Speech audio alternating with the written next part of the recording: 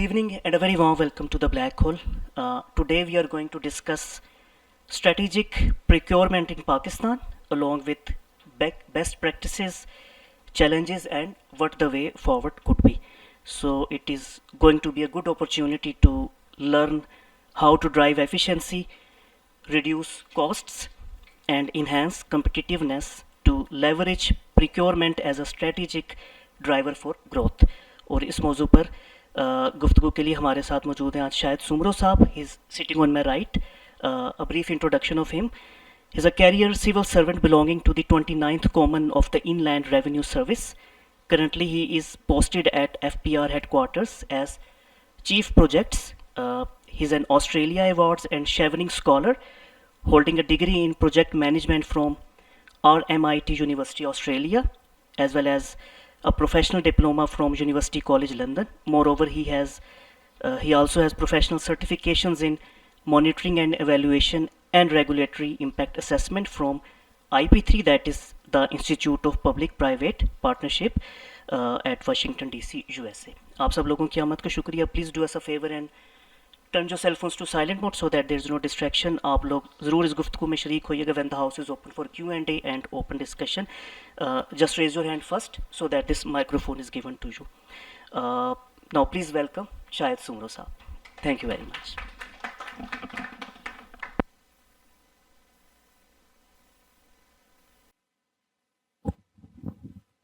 Thank you so much. Nayar, you have always been very kind and very generous in introducing me. Thank you so much.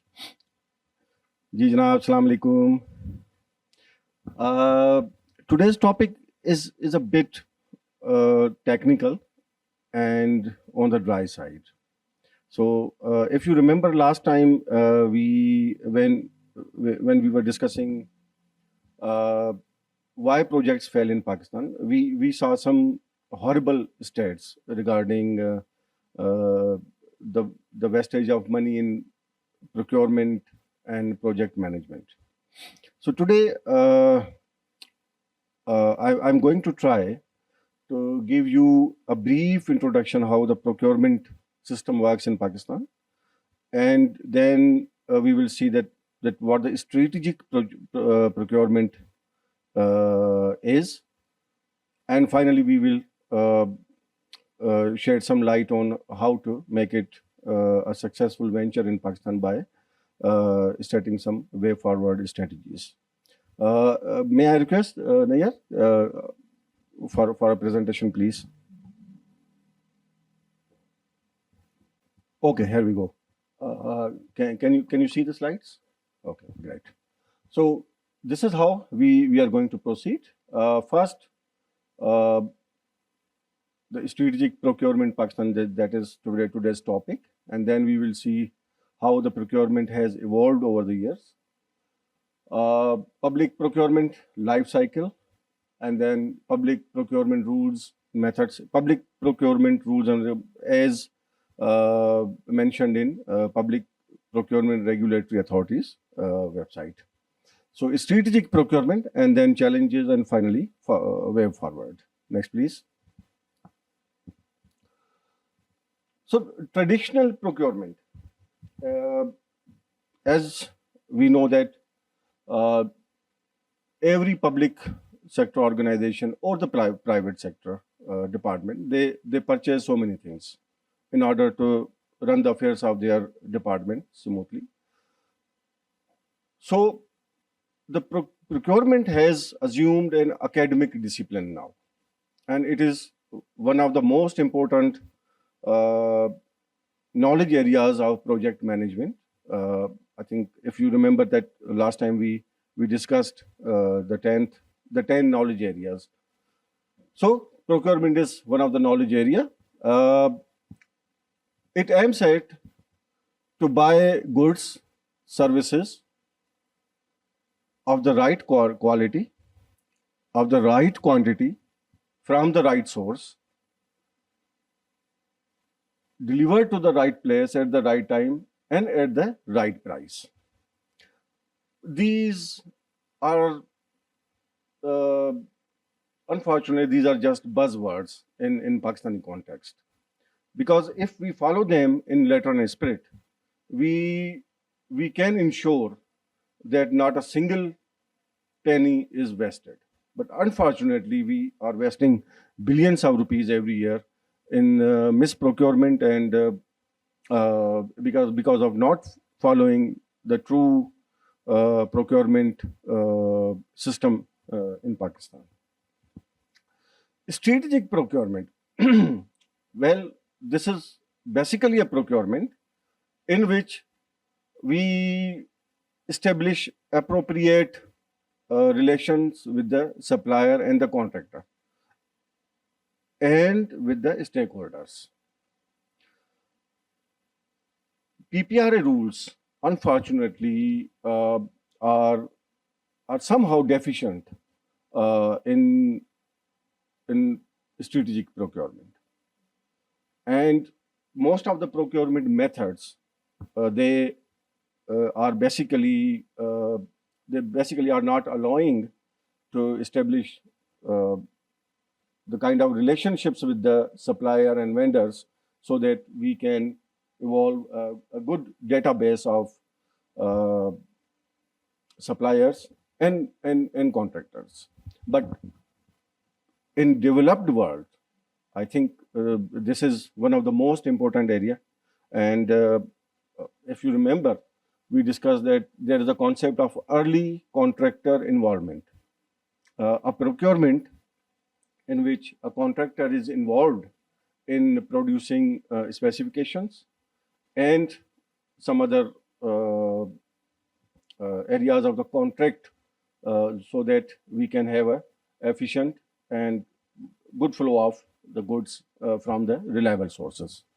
So strategic procurement is about establishing appropriate relationship with key suppliers and using this relationship to achieve procurement and organizational objectives. Well, strategic relationship also aims at, rather it tries to align the procurement objectives with the objectives of organization. And unfortunately, this is not happening here. We often see that procurement is done in isolation, and we don't have a proper PMU in which the procurement officials or procurement experts are hired or included so that a robust and good procurement can be done. So what's the difference? Carlotz, Niesen, and Werfwelter procurement says that procurement is strategy, and the source is the Harvard Business Review, September 2006. Basically, the difference is that we elevate the procurement management from an operational function to an integral part of the organizational strategy. Frankly speaking, I haven't seen any public sector organization where organizational strategy for procurement has been made. So we are lacking this thing. Next, please. Yes. Yeah, sure, please. Can you go back to the previous slide, please? This one? It means that for the strategic procurement, you can compromise any one of the above, right quality, right price. No. So there's no key supplier in the above. So it means that supplier's evaluation is ignored in the above. In strategic? The traditional procurement. You don't need to evaluate the supply, basically. No. In the strategic, you need to. In Because you have to identify the key suppliers. Yeah, But before... yeah. Let me explain this. In fact, in traditional procurement, you are not allowed to establish strategic relationship with your contractor or supplier, because the procurement is based on open competition, right? So a tender is floated in the newspapers, and bidding documents are also uploaded on PPRA website and the organizational website.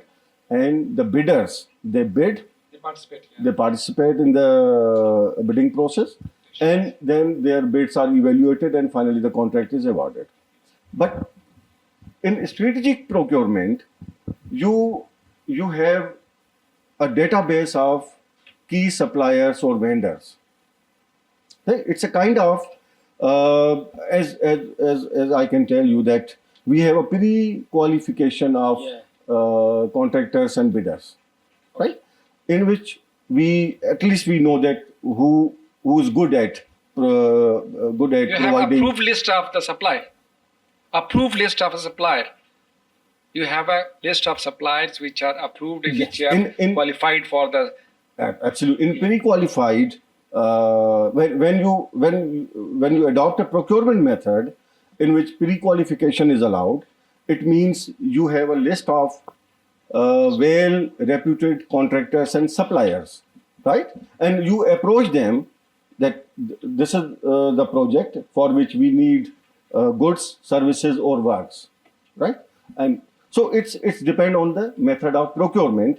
That if it allows you for a pre-qualification, then you go to the selected vendors and suppliers or contractors.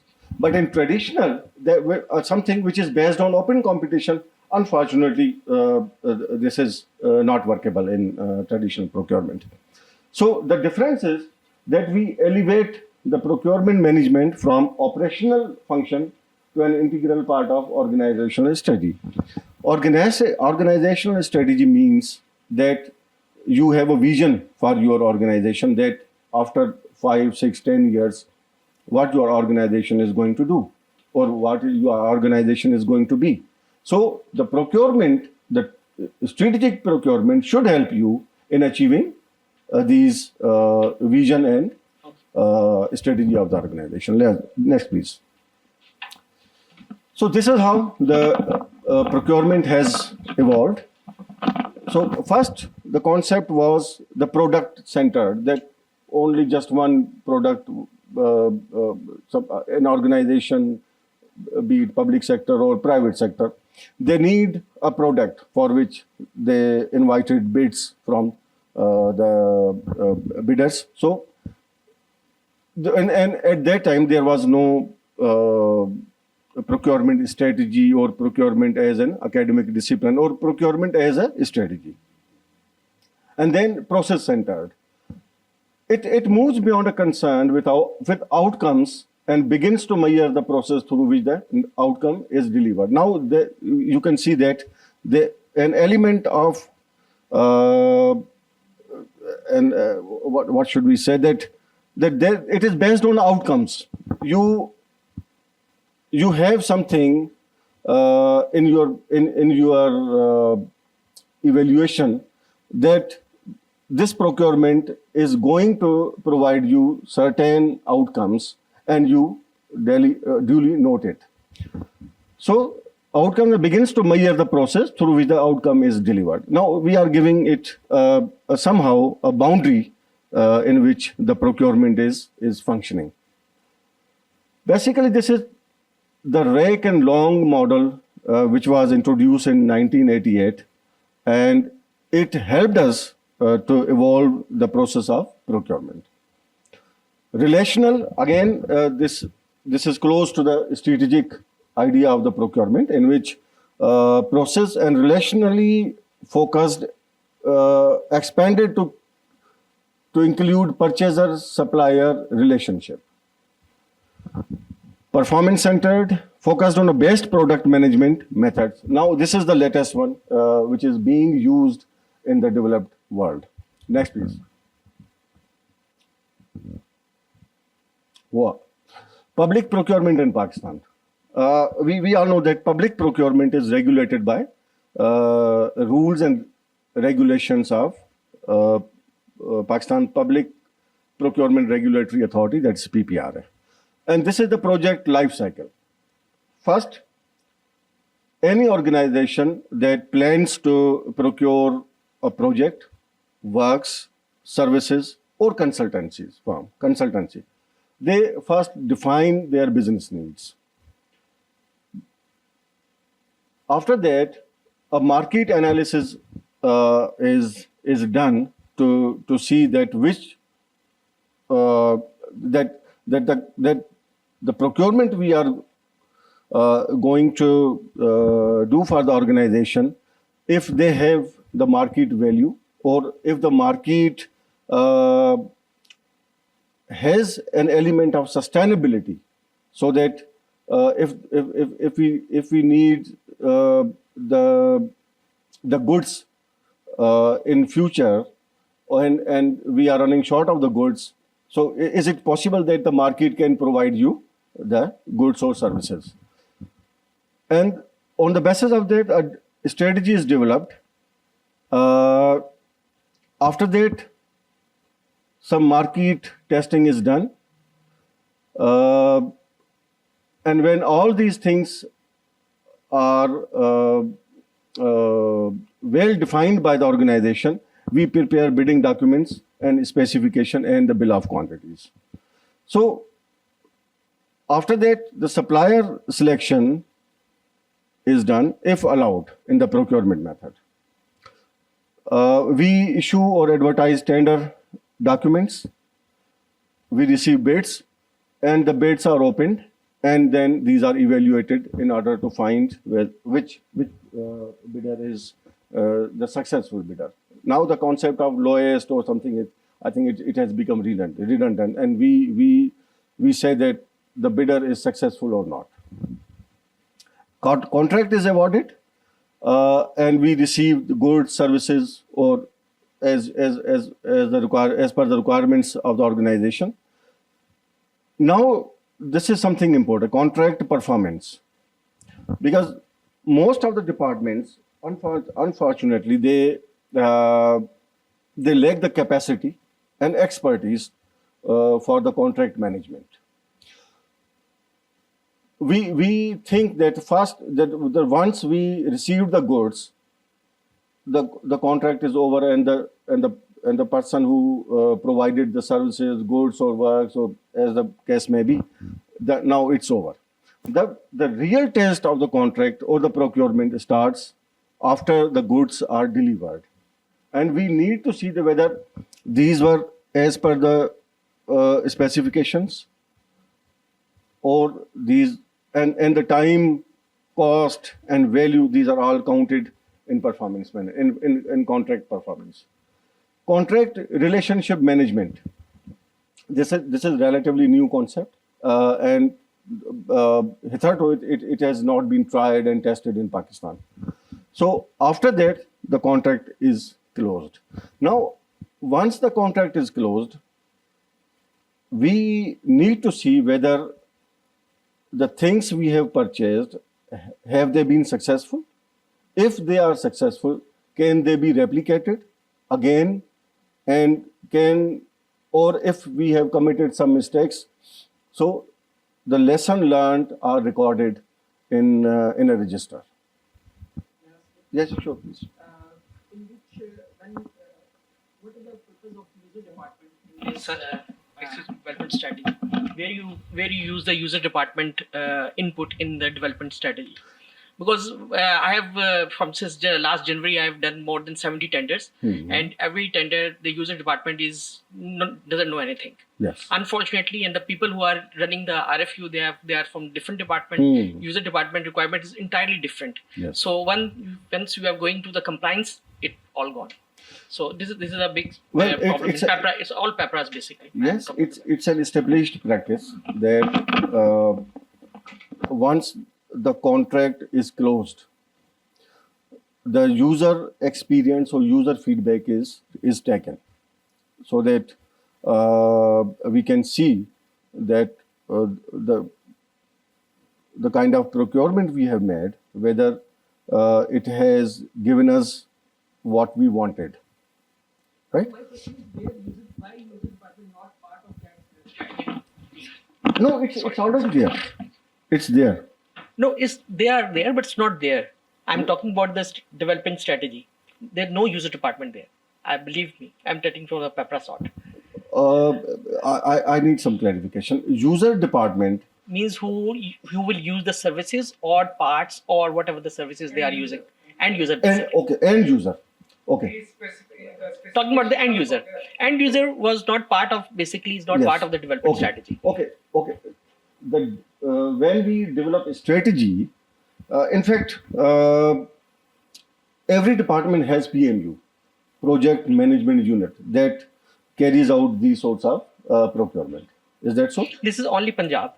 If No, you go to other even in federal government, okay, yes, I don't face anything. Yes. we have a very robust PMU in FBR, Okay. and I have seen same PMU in religious affairs, in interior. Okay. Every department has PMU. Now it's almost a mandatory to have a PMU in your organization, and your organization's federal secretary, he is principal accounting officer and the project director of your entire project management and procurement management. Okay.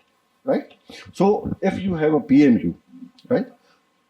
PMU is a department which carries out the project. Right? Procurement is itself not a project. You make procurement for the project. So the department in your organization which carries out or which the functions of project management, they will definitely give you the feedback, because procurement, if it is not based on quality, time and cost, right, then the procurement is termed as misprocurement, right? So I was little Sorry, confused. one short Yes, question. yes, One more short question. When you go for that market analysis, in Pepra you have like RFI tool sort of thing that you have done market strategy with request for information code. That doesn't. It's not basically done. It's done by when you are sending the tenders. Basically, tender evaluate the vendor before Yes. the due diligence of the pricing is not done at the time Okay, of market analysis. let me. We will discuss it in coming slides. Okay. What I say that it's not the PPRA which has to do market evaluation or market analysis. It's your PMU, Okay. right? Because when you finalize the bidding documents, when you finalize the specifications, it means you know your requirements, right? And your requirements cannot be completed unless you have done some market analysis. So it is almost meaningless if specifications are finalized without resorting to market analysis, because every department does it, whether in a professional way, or if it asks some inspectors or some superintendents to go and see that how much what we are purchasing, what is the price of this product in the market. But Pepra is not covering this segment. Absolutely no. Yeah, that's Right? my question. No. It is basically concerned with the with your bidding documents. Okay. Right? You publish your tender on the PPRA website, and along with that, you need to upload your bidding documents. Now it is mandatory, Okay. right? And if it goes beyond a certain limit, then tender needs to be floated in at least 2 national dailies of Pakistan. We will discuss it. That later. is following yes with that. Right? So market analysis, it's purely your prerogative. It's not the headache of PPRA. Sure. You're making a constant reference to PMU, Project management unit. Okay, what about the big piece of operational procurement? I think that is where misprocurement happens, especially Yes. in public sector. Absolutely. So उसको भी आप इसमें include मैं कीजिए। वो अभी आगे जो स्लाइड्स आएंगी उसमें हम बड़े अच्छे तरीके से आएंगे कि किस लिमिट पे हम जा रहे हैं, कौन सा मेथड होगा और कौन सा प्रोक्योरमेंट रूल्स उसके ऊपर अलाउ होगा। मुझे सिर्फ ये बता दें कि ये जो अपने बुलेट्स लिखी हुई हैं, what is so procurement is a function is accountable for certain things. User जो है वो अकाउंटेबिलिटी उसकी किन चीजों में है इसमें, स्पेशली आखिर में जो आ रही है? देखें, जब आप कोई भी चीज़, आपका जो पीएमयू है, आपका जो प्रोजेक्ट मैनेजर है, ठीक है, पीएमयू में, अब वो सबसे पहले आप अपनी स्पेसिफिकेशन, आपकी रिक्वायरमेंट्स जो होती हैं उनको आप डिफाइन करते हैं, उनको फाइनलाइज करते हैं, ठीक हो गया। अब वो उसके आपने स्पेसिफिकेशन बनानी है।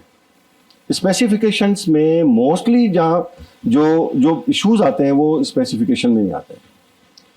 बाज़ औक़ात हम क्या करते हैं कि माय क्वेश्चन इज कि आप बार-बार प्रोजेक्ट प्रोक्योरमेंट की बात करें, where does the role of the project procurement manager और डायरेक्टर और whatever you call him and? जी, मैं वही बता रहा हूँ आपको कि जब आपकी जो स्पेसिफिक, आप देखें, आप फर्ज करें आप डिपार्टमेंट है, ठीक है ना, आप खरीदना चाह रहे हैं 6 जनरेटर 250 kVA के, ठीक हो गया। अब आपने अपने प्रोजेक्ट मैनेजमेंट यूनिट को, जिसमें प्रोजेक्ट प्रोक्योरमेंट मैनेजर भी है, कहीं होते हैं कहीं नहीं होते, ठीक है, आपने उनको ये टास्क दिया जी कि जनाब ये 6 जनरेटर हैं, मुझे इस महीने के अंदर तक चाहिए या 6 महीने के अंदर चाहिए, ठीक है, आपने अपनी रिक्वायरमेंट उनको बता दी। अब वो आपको स्पेसिफिकेशंस बताएंगे कि जनाब ये 250 kVA का है, ये होंडा का है, यामाहा का है, वो है, ठीक है। अब यहाँ पर मैं जो आपको चीज़ बताना चाह रहा हूँ ये है कि देखें, यहाँ पर हम अगर जो मिस प्रोक्योरमेंट और जो करप्शन का एलिमेंट है वो आपकी स्पेसिफिकेशन बनाने के अमल के दौरान ही होता है। आप बाज़ औक़ात ऐसी आप डाल देते हैं।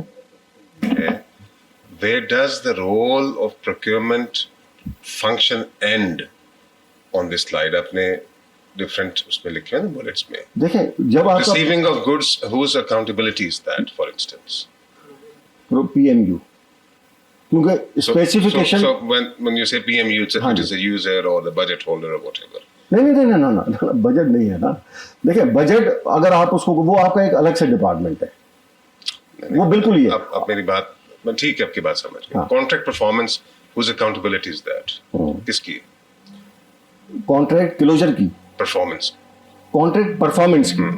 हाँ, देखें, जब गुड्स आपको रिसीव हो गए, ठीक है, अब उस गुड्स की रिसीविंग के साथ आपको गारंटी मिलती है 6 महीने की, अंडरस्टूड, साल की, अंडरस्टूड। अब ठीक है, हाँ। अब यहां पर क्या होगा कि फर्ज करें आपकी जो प्रोडक्ट है उसने 2 महीने के बाद काम करना छोड़ दिया, अकाउंटेबिलिटी प्रोक्योरमेंट वाले की है या प्रोक्योरमेंट वाले की है? प्रोक्योरमेंट वाले की, Yes. परफॉर्मेंस की भी। Yes, अच्छा, that's where we have a देखिए, मैं वही कह रहा हूँ, मैं- आपका जो पीए, मैं देखिए सीधा अगर, प्रॉब्लम पे आता हूँ। allow me, ठीक है, you said yourself that you're federal secretary। या पहले तो हम डिफाइन कर लेते पब्लिक प्रोक्योरमेंट कितना बड़ा सेक्टर कितना है, ठीक है ना। ठीक है। Our budget outlay is let's say $80 billion, $70 billion। Salaries निकाल दें, 30-40 बिलियन रहते हैं ना, वो 40 बिलियन या 30 बिलियन जो हैं वो सारे जाते हैं पेपरा रूल्स के थ्रू। जी, फेडरल सेक्रेटरी आपने कहा कि प्रिंसिपल अकाउंटिंग ऑफिसर भी है और प्रोक्योरमेंट भी इसमें डेलीगेट हुई है। देखिए, principal accounting officer basically responsible for all the functions of the department including project management and procurement. नहीं हो सकता ना प्रोक्योरमेंट के लिए? जनाब, You are- बिल्कुल हो सकता है। सर, देखें, एक सेकंड ठहर, मैं आपको बताऊं, सुन लेना पहले एक मेरी बात। It is a violation of the fundamental principle of segregation of responsibilities. Budget एक के पास होता है, कमिटमेंट प्रोक्योरमेंट एक के पास होती है, पेमेंट एक के पास होती है, 3 चीजें एक में मर्ज ही नहीं हो सकती। नहीं, आप मिक्स कर रहे हैं। कैसे? अब मैं आपको थोड़ा सा अपना मिसाल देता हूँ। FBR, ठीक है, federal board of revenue is a allied ministry and division, ठीक है। हमारा फेडरल सेक्रेटरी होता है जो कि प्रिंसिपल अकाउंटिंग ऑफिसर भी है, ठीक हो गया। अब हम कोई भी प्रोक्योरमेंट करेंगे, 1 रुपए की करें या 1 बिलियन की करें, उसमें प्रिंसिपल अकाउंटिंग ऑफिसर का अप्रूवल जरूरी है। 1 रुपए की करें या 1 अरब की करें, 1 रुपया आप प्रिंसिपल अकाउंटिंग ऑफिसर की अप्रूवल के बगैर खर्च नहीं कर सकते, ठीक है, क्योंकि ये this is not even delegated to the grade 21 additional secretary, और उनको भी नहीं है। वो आपको प्रिंसिपल अकाउंटिंग ऑफिसर से ही करना पड़ेगा। वो इसलिए कि अगर कोई ऑडिट ऑब्जेक्शन होता है तो then the responsibility will be of principal accounting officer, वो जवाब देगा आपको। अच्छा, अब दूसरी बात आपने कही ना कि ये बजट और उसका बिल्कुल अलग होता है, लेकिन आपका जो प्रोजेक्ट मैनेजमेंट यूनिट है, अब उसमें अगर तो आपने उसमें ये प्रोविजन रखा है कि उसका अपना अकाउंटिंग सेक्शन हो, अकाउंटिंग मैकेनिज्म हो, तो ठीक है, वरना आपके हर डिपार्टमेंट में एक सेक्रेटरी या एडिशनल सेक्रेटरी या डायरेक्टर या कमिश्नर जो भी होगा वो अकाउंटिंग को डील करता है, लेकिन अगेन जो रिस्पॉन्सिबिलिटी होगी वो प्रिंसिपल अकाउंटिंग ऑफिसर की होगी। दूसरी बात आपने की कि उसकी फर्ज करें अगर उसको रिसीव हो जाती हैं, गुड्स रिसीव होते हैं, गुड्स के साथ जैसे मैंने आपको बताया कि वो उसकी गारंटी होती है। अगर कोई आपकी प्रोडक्ट काम नहीं कर रही, ठीक है, प्रोक्योरमेंट परफॉर्मेंस, कॉन्ट्रैक्ट परफॉर्मेंस की बात कर रहा हूँ, अगर वो नहीं कर रहा तो आपने उसकी जो परफॉर्मेंस सिक्योरिटी होती है आप उसको यूज़ कर सकते हैं, ठीक है, उसको कन्फिस्केट कर सकते हैं। अगर ये भी नहीं हो सकता तो आप उसको ब्लैक लिस्ट करते हैं।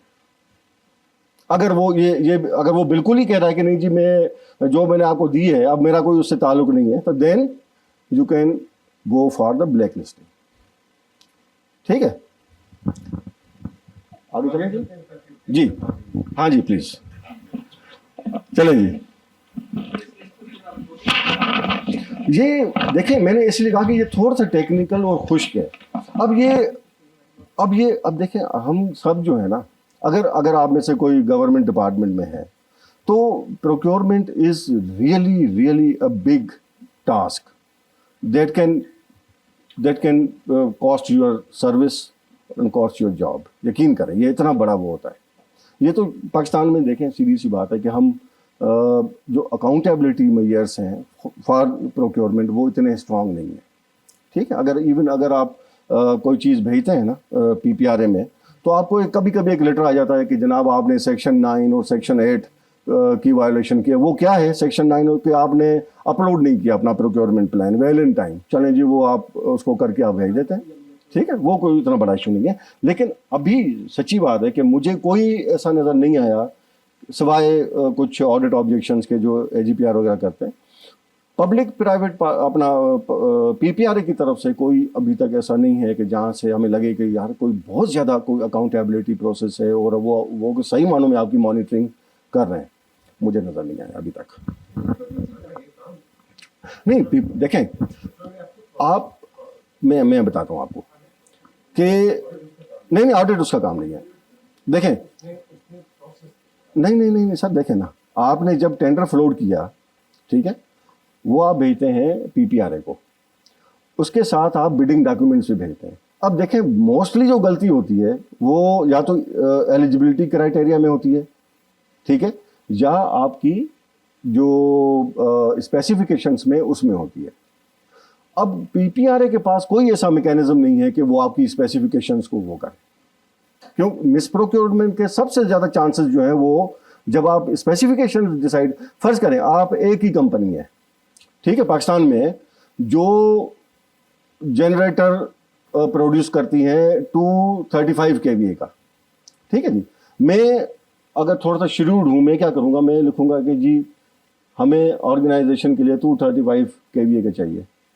अब वो मुझे पता है कि वो सिर्फ आप ही दे रहे हैं, ठीक है। इस तरह ये बेशुमार ऐसे वो चीज़ें हैं कि वो अगर हम स्पेसिफिकेशन में डाल दें तो वो फिर आपको एक डायरेक्टेड प्रोक्योरमेंट हो जाएगी कि इसमें आपने इसको कॉम्प्रोमाइज़ कर दिया है।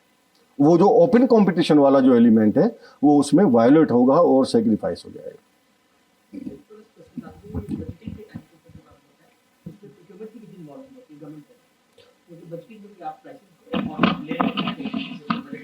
डिपार्टमेंट के बजट की बात कर रहे हैं, उसमें प्रोक्योरमेंट से क्या मुराद? मतलब प्रोक्योरमेंट आपने बजटिंग करनी है, आपने कुछ कॉस्टिंग करनी है, 10 जनरेटर लेने हैं एक साल में हमने, नहीं मैं वही कह रहा हूँ। देखिए आप उसमें प्रोक्योरमेंट का काम होता है, ऑर्गेनाइजेशन की बात कर रहे हैं। हाँ जी, मतलब एक मखसूस ऑर्गेनाइजेशन है। लेट्स सी कि आपका कौन सा डिपार्टमेंट है? मेरा प्रोक्योरमेंट ऑर्गेनाइजेशन है एक, उसमें नहीं डिपार्टमेंट कौन सा है? मैं स्ट्रेटेजी प्रोक्योरमेंट है, एक कंपनी है प्रोटेक्ट सॉल्यूशन। अच्छा चलें, एक कंपनी है, आपने डिसाइड किया जी हम 12 जनरेटर ले रहे हैं, ऐसी अब आप कह रहे हैं कि उसका बजट हम किस तरह डिसाइड करें? मैंने बजटिंग पहले कर ली है और अब प्रोक्योरमेंट उसकी आएगी 5 महीने बाद, उस पे प्रोक्योरमेंट का पार्टिसिपेशन होता है। देखिए अगर आपने बजट 5 महीने पहले की है तो आपकी प्रोक्योरमेंट के ख़राब होने के चांसेस हैं, क्योंकि जो मार्केट वॉलेटिलिटी है या जो आपकी एस्केलेशन है इसकी गुड्स की या प्राइसेस की, वो आपको डिस्टर्ब करेगी। वो बजट में हम तो उसका रख लेंगे पार्ट, वो हमें पता है कैसे बजट करते चलिए, आप अगर 15% हिस्टोरिकल ट्रेंड उठा लेंगे, सारी चीजें कर आप 15% प्लस माइनस करके प्लस माइनस रख सकते हैं, हाँ। ठीक है। तो वो तो आपने रख ली ना। देखें, आपका जो PMU है ना, ये उसका प्रीरोगेटिव है कि वो उसकी बजटिंग किस तरह करता है। ठीक है। कोई PPRA इसमें उसका अमल दखल नहीं है। PPRA देखें, it has nothing to do with your price और स्पेसिफिकेशन। वो सिर्फ ये देखेगा कि आपने जो रूल्स हैं उसके, वो आपने कंप्लाई किए हैं या नहीं किए। उसे कंप्लाइंसेस चेक करनी है बस। That's all. ठीक है। हाँ, लेकिन जैसे उन्होंने कहा ना कि अगर वो ये देखे कि यार कहीं इसमें कोल्यूजन तो नहीं है, कि आपने स्पेसिफिकेशन कोई जेनरिक किस्म की तो नहीं रखी या कोई स्पेशल तो नहीं रखी जो सिर्फ एक ही कॉन्ट्रैक्टर को मदद कर रही है, तो फिर क्या होगा, वो आपकी कॉम्प्रोमाइज हो जाएगी, मिस प्रोक्योरमेंट हो जाएगी उसमें। ठीक है, लेकिन वो देखते नहीं है।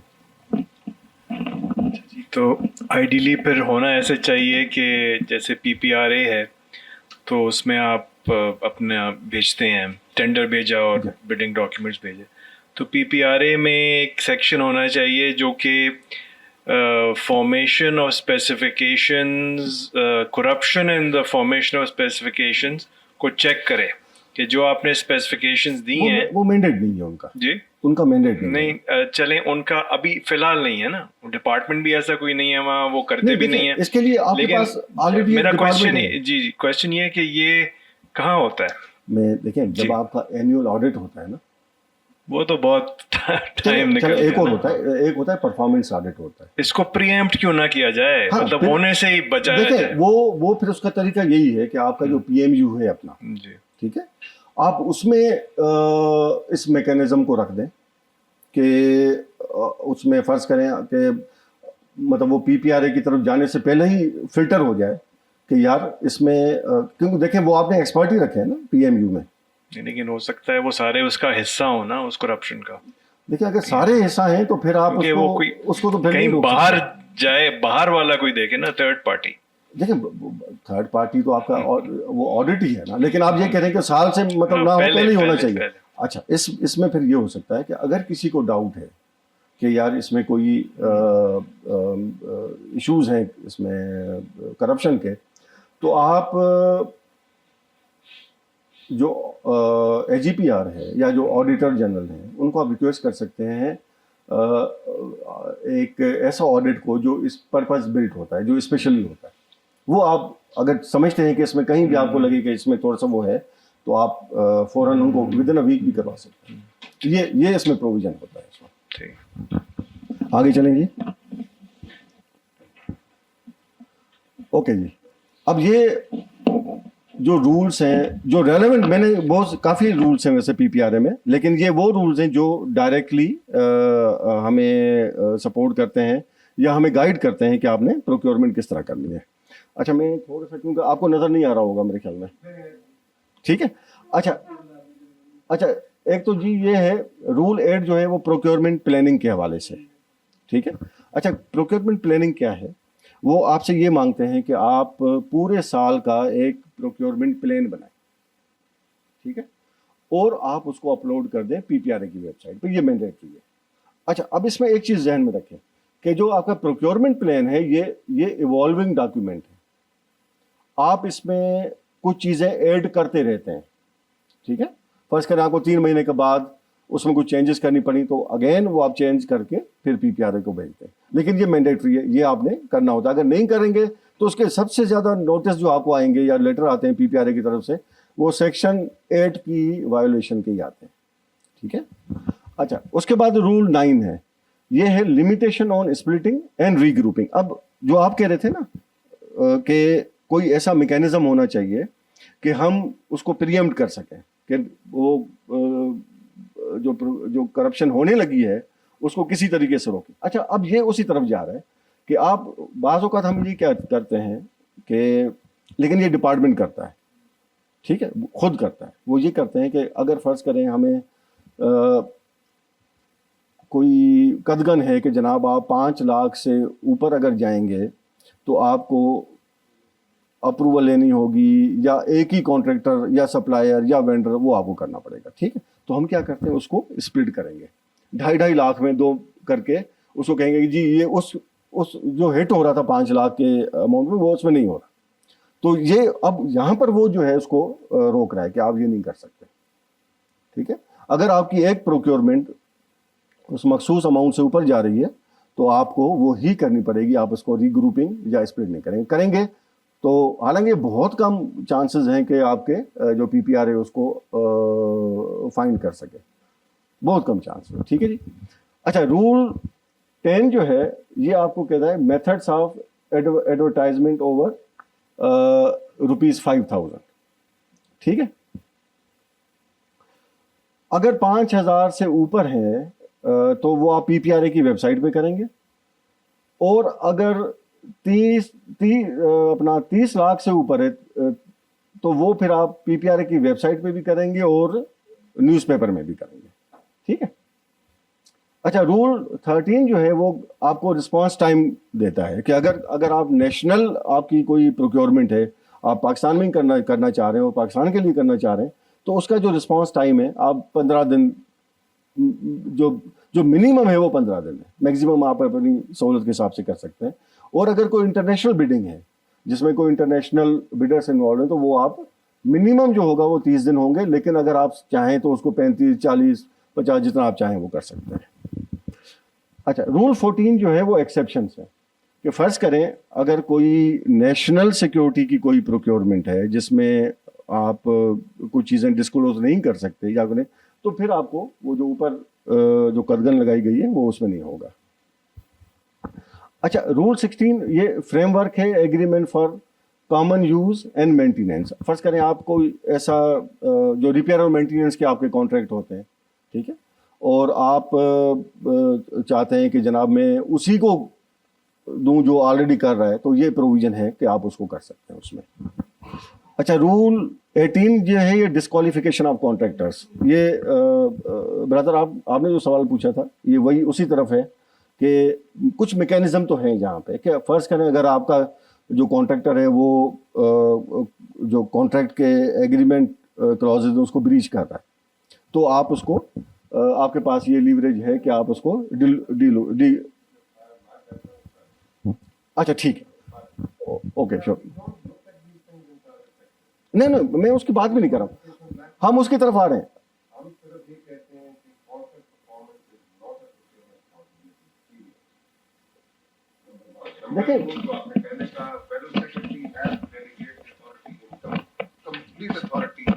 उसने देनी है, नहीं वो नहीं दे सकता, ये उसको देनी है ना, ये तो गलती है ना। देखें वो, हाँ, अगर आप चाहते हैं कि उसको कोई चेंजेस की जाए रूल्स ऑफ बिजनेस में तो फिर तो हो सकता है। मैं तो इसीलिए आया हूँ ना कि I want to see what are the reforms that देखें एग्जिस्टिंग जो है ना आपको वो अलाउ नहीं करता कि मॉनेटरी जो उसकी रिस्पॉन्सिबिलिटी है वो वही करेगा।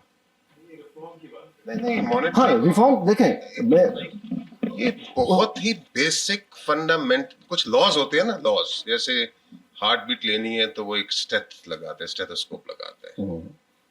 This is something like that, and I struggle to understand why. And one of the reasons for that, I once had the opportunity to meet पेपरा का चेयरमैन होता है या प्रेसिडेंट होता है जो भी है, grade 22, and unfortunately, no names. I was completely disappointed to meet him. नहीं वो ठीक है। नंबर 2 पेपरा के बोर्ड पर कौन है आपके फेडरल सेक्रेटरी फलाना, फेडरल सेक्रेटरी फलाना। हम यहाँ पर रिफॉर्म्स के लिए नहीं बैठे हुए ना। अब अगर हम ये सजेस्ट करें कि वो ये, मैं आपको सिर्फ ये बताने लगा हूँ कि हाउ द सिस्टम वर्क्स। आप स्ट्रेटेजिक प्रोक्योरमेंट की बात ही नहीं कर सकते। हम आए उसी तरफ आए, वो जब हम आपकी तरफ आएंगे ना प्राइवेट सेक्टर की तरफ, उसमें आप देखिएगा कि देखें स्ट्रेटेजिक प्रोक्योरमेंट, सच्ची बात मैं आपको बताऊं कि जो पब्लिक सेक्टर है वहाँ पर इस वक्त पॉसिबल भी नहीं है। आपके जो रूल्स हैं उनमें इतनी गुंजाइश ही नहीं है कि आप स्ट्रेटेजिक प्रोक्योरमेंट कर सकें, वो पॉसिबल ही नहीं है। कुछ एरियाज हैं उसकी वजूहत भी है, ठीक है ना, लेकिन जो प्राइवेट सेक्टर है वो it's all together different game है। उसमें तो आप देखें आप जो मर्जी चाहें आप कर सकते हैं। Impact. We are on the verge of an economic meltdown कहाँ प्रोक्योरमेंट से आया ना, आईपीपीज प्रोक्योर हुए हैं ना, क्या क्या हुई है आईपीपीज प्रोक्योर हुए हैं ना उसमें, क्या वो है बताइए? सर। जो type of contract, capacity charge, generation किस चीज चार्ज, का? आईपीपी के? आईपीपीज की बात करूं कि वो तो कौन सा टाइप ऑफ कॉन्ट्रैक्ट जरा बताएं। कॉस्ट प्लस है सारा। 18% गारंटी कर रहे हैं आप, कैपेसिटी चार्ज दे रहे हैं, टेक और पे कर रहे अच्छा, हैं। ये इट आपको इज अ कंप्लीट। अच्छा, मैं आपको देखें, ये एक लेमैन के लिए तो वाकई जो आईपीपीज है ना, ये बहुत बड़ा हुआ है, ठीक है ना, ये एक अफरियत है इस वक्त। और अनफॉर्चुनेटली आपके जितने भी एंकर पर्सन हैं और जितने भी आपके जो सो कॉल्ड एक्सपर्ट्स हैं, अच्छा मैं आपको बताता हूँ आईपीपीज हुए क्यों थे। इफ यू देख लेना यार, देख लेना। इफ यू रिमेंबर देखें, इफ यू रिमेंबर कि जब आपके 20-20 घंटे की लोड शेडिंग हो रही थी, ठीक है, उस वक्त हमने, ये आपको पता है कि तकरीबन कोई 10-12 साल तो हो गए ना आईपीपीज को, 20-25 साल हो गए, ठीक हो गया ना। अब ये आईपीपीज इसलिए किए गए थे कि आपकी जो इंडस्ट्री थी उसकी एक्सपेंशन होनी थी, ठीक है। अब इंडस्ट्री की, आप बगैर इंडस्ट्री के एक्सपेंशन के चल सकते हैं? सुन ले, पहले सुन तो लेना सर, सुन तो लेना। एक्सपेंशन जो है, इंडस्ट्रियल एक्सपेंशन, वो यूं समझें कि आपकी लाइफ लाइन है, उसके बगैर आप कर ही नहीं सकते, ठीक है। अच्छा, अब जब आपको ये पता, ये लगे कि यार आगे अगले 3, 4, 5, 10 सालों में मेरी इंडस्ट्री ने इतना ग्रो करना है, क्योंकि उस वक्त जो आपकी जो ग्रोथ, इकोनॉमिक ग्रोथ थी वो 5.7 थी, ठीक है। 5.7 को अगर आप मेजर करेंगे उस वक्त, तो आपकी जो इंडस्ट्रियल एक्सपेंशन है वो भी उसी रफ्तार से उसकी बढ़नी चाहिए थी। अब अगर उसके लिए आप ये एंटिसिपेट, मतलब आप ये ना करें प्लानिंग कि जनाब आगे चलकर मैंने इसको, इंडस्ट्री को बिजली देनी ही नहीं है, तो फिर तो ठीक है, ओके, ठीक है। क्वेश्चनिंग along with देखिए, मैं most आपको of other बताऊं, experts, I'm not a TV anchor or someone, मैं आपको बताऊं, प्रोक्योरमेंट में अगर कोई इशू हमें नहीं था। प्रोक्योरमेंट आती उस वक्त, अगर हमें प्रोक्योरमेंट आती तो हम ये कॉस्ट प्लस कॉन्ट्रैक्ट्स ना करते। Why? Because cost plus contracts, cost plus नहीं था। अब इसमें मैं यार आपको बताऊं, 18% है ना भाई। भाईजान, इसमें दो चीजें थी ना। एक तो आपकी थी इलेक्ट्रिसिटी परचेज। सर मेरी यार सुन लेना, मैं ये इसको डेली के बुनियाद पे मैं इसको डील कर रहा हूँ। इलेक्ट्रिसिटी परचेज एक था, इसके अलावा आपकी थी कैपेसिटी परचेज, ठीक है। अब कैपेसिटी परचेज क्या था कि देखें, अब फर्ज करें आप आईपीपी हैं, ठीक है, आप गारंटेड प्रॉफिट्स हैं, सुन तो लेना। गारंटेड प्रॉफिट्स हैं किसके? वो आपकी कैपेसिटी परचेज के हैं भाई। वो आप देखें, जब आपने एक पावर प्लांट लगा दिया, ठीक है, अब मैं आपसे ये कहता हूं कि जी आपने अगले 3 साल तक जो है मुझे 500 मेगावाट देना है, ऐसे ही है। अच्छा, आप कहेंगे कि जी मैं 500 मेगावाट की कैपेसिटी लेकर आऊंगा ना उसके लिए, ठीक है। अब वो आपने इंस्टॉल करनी है। 500 मेगावाट की कैपेसिटी इंस्टॉल करने के लिए आपको बड़ा वॉपिंग अमाउंट चाहिए, ठीक है, वो आपने इन्वेस्ट किया है यहाँ पे। अब अगर मैं आपसे ये कहूँ कि ठीक है, आप मुझे 3 महीने तो मुझे 500 मेगावाट दें, लेकिन जब मुझे जरूरत नहीं होगी तो मैं आपसे नहीं लूंगा, वो कहेगा कि भाई फिर आप खुद ही कर लें, आप खुद ही कर लें, ठीक है। ये there is a need to understand कि ये जो है ना, मैं ये नहीं कह रहा, मैं इस पे आई एम नॉट आर्ग्यूइंग के वो होनी चाहिए, मैं ये कह रहा हूँ नहीं, कॉस्ट प्लस आपका इसमें एलिमेंट ही नहीं है जो आप बता रहे हैं सर। प्रॉफिट देखें, प्रॉफिट तो कोई भी आप अगर कहीं इन्वेस्टमेंट करेंगे प्रॉफिट नहीं लेंगे। गारंटेड प्रॉफिट तो क्यों ना हो? सुन लेना, guaranteed profit is a recipe for lack of efficiency. Sir, जो देखें, extraordinary situation requires extraordinary measures. जो उस वक्त आपकी हालात थी वो आपके 20-20 घंटे की load shedding, 94 policy, 2002 policy, 2012 2013 policy, हमारे हालात एक ही रहे। All I'm trying to say is if we had a better procurement capability तो शायद हम आज यहाँ ना खड़े होते। मैं इस टॉपिक को अगर मैं उस तरफ जाएंगे तो वो फिर पॉलिटिकल वो चले जाएंगे, स्फीयर में चले जाएंगे, वो फिर आपको मजा आएगा ना मुझे आएगा। नंबर एक्सेप्शंस की है, जी, जी। ये डिफाइन है कि हाँ जी। कौन कौन सी है हाँ और जी। स्ट्रेटेजी जो देखिए, आपकी वो सिक्योरिटी के हैं नेश- वो डिफिनीशन है, डिफाइन है। यस यस, वो उसमें रूल 14 को अगर आप देखेंगे तो वो काफी लंबा उन्होंने दिया हुआ है, अच्छा। काफी डिटेल में दिया हुआ है उसको। ठीक। ये सब मैंने आपको इसलिए दिया है कि जो रूल्स मेंशन किए हैं ना, कि इनको आप खुद जाकर देख लीजिएगा। मैंने सब आपको जस्ट दिया है, लेकिन उसके ऊपर जो आप अगर रिसर्च करना चाहें तो डेफिनेटली कर प्लीज। हाँ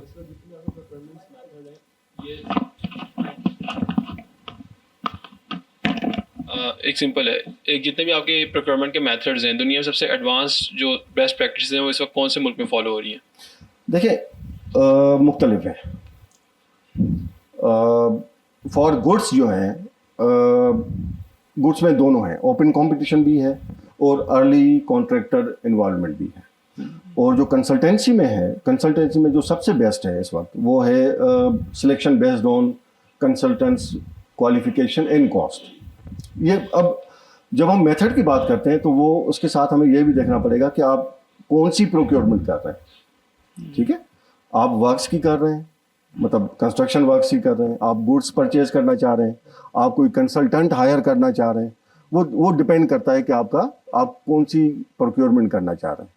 ठीक है, अब कंसल्टेंट्स के लिए कई हैं मेथड जो है, वो क्वालिटी बेस्ड सिलेक्शन भी है, quality and cost based selection भी है, selection based on consultants qualification CQS जिसको कहते हैं वो भी है। अच्छा, इस तरह जो आपका यहाँ इसमें है गुड्स में है वो ओपन कंपटीशन भी है, आपका फिक्स कॉस्ट है, लीस्ट कॉस्ट है, बेशुमार है। वो हम आगे चल रहे हैं तो वो आपको क्लियर हो जाएगा इसमें। देखें, ऑस्ट्रेलिया में मैं रह के आया हूँ, 2 साल मैंने देखा है, वो उनका द बेस्ट था। ठीक है, और अगेन वही बात है कि वो देखते हैं कि उनकी प्रोक्योरमेंट कौन सी है इन तीनों एरियाज में, तो वो अकॉर्डिंगली फिर उसमें करते हैं। हम जब इसमें करेंगे तो वो मैं आपको बताऊंगा कि कौन कौन से, बल्कि उसको एग्जांपल भी दे रहा हूँ मैं आपको। ठीक, तो अच्छा जी, रूल 19 जो है वो फिर एक हार्श डिसीजन है जिसमें आप कॉन्ट्रैक्टर को ब्लैक लिस्ट भी कर सकते हैं। लेकिन ब्लैक लिस्ट करने के लिए आप एक केस बना के PPRA को भेजेंगे और PPRA उसको इवेल्यूएट करेगी। अगर वो समझती है कि आपने जस्टिफाई किया है तो वो आपको आपका जो लेटर है उसका कि जनाब ये कॉन्ट्रैक्टर अब कम से कम मेरे डिपार्टमेंट के साथ काम नहीं कर सकता, और वो किसी भी कॉन्ट्रैक्टर के लिए उसकी यूँ समझें कि वो बहुत बड़ा सेटबैक है। क्योंकि अगर आपको पता चले कि जनाब इनको किसी ने ब्लैक लिस्ट किया हो तो आप भी नहीं लेंगे, कोई भी नहीं लेगा फिर उसको। तो नहीं, देखें, अब वो जाहिर है उसने अगर कोई कॉन्ट्रैक्ट ब्रीच किया है तो आप करेंगे ना, वरना आपको क्या पड़ी है कि आप नहीं। देखिए, आर्बिट्रेशन तो वो है कि जहां पर डिस्प्यूट हो जाए कि हाँ जी। अब देखिए, अगर कोई फर्ज करें आपका एक सप्लायर है कि आपने जी एसीज मंगवाए, ठीक है, 100 एसीज आपने ऑर्डर, आपने कहा कि जी ये मुझे 30/6 को चाहिए। अगर 30 जून तक वो नहीं आते, चले आप 15 दिन और इंतजार कर लें। अगर 15 जुलाई को भी नहीं आते, 15 अगस्त को भी नहीं आते, तो it means it's now established that he has breached the contract agreements, and accordingly you can send the case to PPRA for declaring him or her the blacklisting। ठीक है, इस तरह। वो आगे चलें जी प्लीज। हाँ जी, अब ये मेथड्स जो आप कह रहे थे ना, अब इसमें हम आ रहे हैं। देखें, गुड्स सर्विसेज एंड वर्क्स ये कैटेगरी है। ठीक है, आप या तो सामान लेंगे या सर्विसेज हायर करेंगे या कोई कंस्ट्रक्शन वर्क करेंगे। ठीक है ना, फर्ज करें अगर मैं कोई मॉग एरिया में बिल्डिंग बना रहा हूँ तो वो वर्क्स में आएगी। अच्छा, लेकिन उसी के लिए अगर मैं कोई एसीज और वो मंगवा रहा हूँ, आपके जनरेटर मंगवा रहा हूँ, कुछ और चीज़ें मंगवाऊँ, तो वो फिर गुड्स में आ जाएंगी। ठीक है, गुड्स मतलब प्रोडक्ट, मतलब जो है वो है। और सर्विसेज जो हैं, ये अगर फर्ज करें हम कोई रेजिडेंशियल इंजीनियर रखना चाह रहे हैं अपने प्रोजेक्ट के ऊपर, तो वो सर्विसेज में आएगा। ठीक है, और जो वर्क्स हैं वो कंस्ट्रक्शन वर्क्स हैं, कुछ और वर्क्स भी हो सकते हैं, इलेक्ट्रिकल के हो सकते हैं, बेशुमार। अच्छा, अब इसमें नंबर 1 पे है ओपन कंपैटिटिव बिडिंग। अब इसमें आप जितने भी लोग हैं, मैं टेंडर फ्लोट करता हूँ, उनमें आप सब कोई ना कोई जो जिसकी मर्जी आए वो उसमें पार्टिसिपेट कर सकते हैं। ठीक हो गया। अच्छा, अब ओपन कॉम्पिटिटिव बिडिंग में ही फिर आगे कुछ एक है सिंगल स्टेज वन एनवेलप, और ये सबसे ज़्यादा इस्तेमाल किया जाता है। बेटा आप जो पूछ रहे थे ना, ये सबसे ज़्यादा ये है सिंगल स्टेज वन एनवेलप। अब सिंगल स्टेज क्या है कि एक ही स्टेज में, और वन एनवेलप होता है जिसमें आपके टेक्निकल और फाइनेंशियल दोनों आप उसमें देते हैं।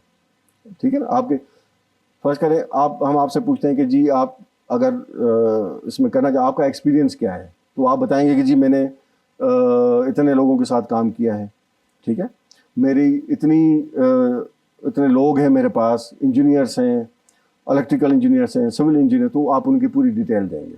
ठीक है, और वो फिर आपका जाएगा टेक्निकल उसमें। फिर एक फाइनेंशियल होता है। फाइनेंशियल में फिर आप जब हम कहते हैं कि जी अब इसमें हम ये देखते हैं कि जो सबसे लोएस्ट है हम उसको देते हैं फिर। ठीक है, वो अगेन वो डिपेंड करता है प्रोक्योरमेंट के ऊपर, कि अगर मैं आपसे ये कहूँ कि जनाब मुझे जो सबसे लोएस्ट प्राइस वाला होगा वो मुझे देगा, लेकिन उसके साथ साथ जो मेरी स्पेक्स हैं जो मैंने बनाई हुई है उन पे कॉम्प्रोमाइज़ नहीं करेगा। तो अगर मैं इन भाइयों ने, इस भाई ने 1 लाख रुपए का दिया और आपने 50,000 का दो, तो फिर मैं आपको दूंगा। ठीक हो गया। तो लेकिन आप जो सबमिट करेंगे बिड, वो एक सिंगल लिफाफे में करेंगे जिसमें आपका टेक्निकल भी होगा और फाइनेंशियल भी होगा।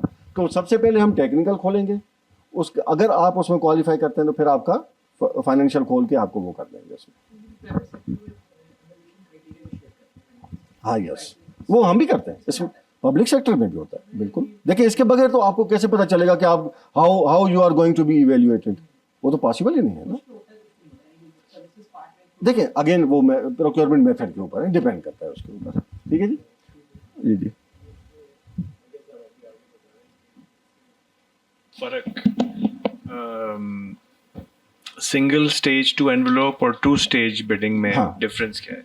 अच्छा, सिंगल स्टेज टू एनवेलप में आप 2 लिफाफे में देंगे, एक में टेक्निकल और एक में फाइनेंशियल होगा।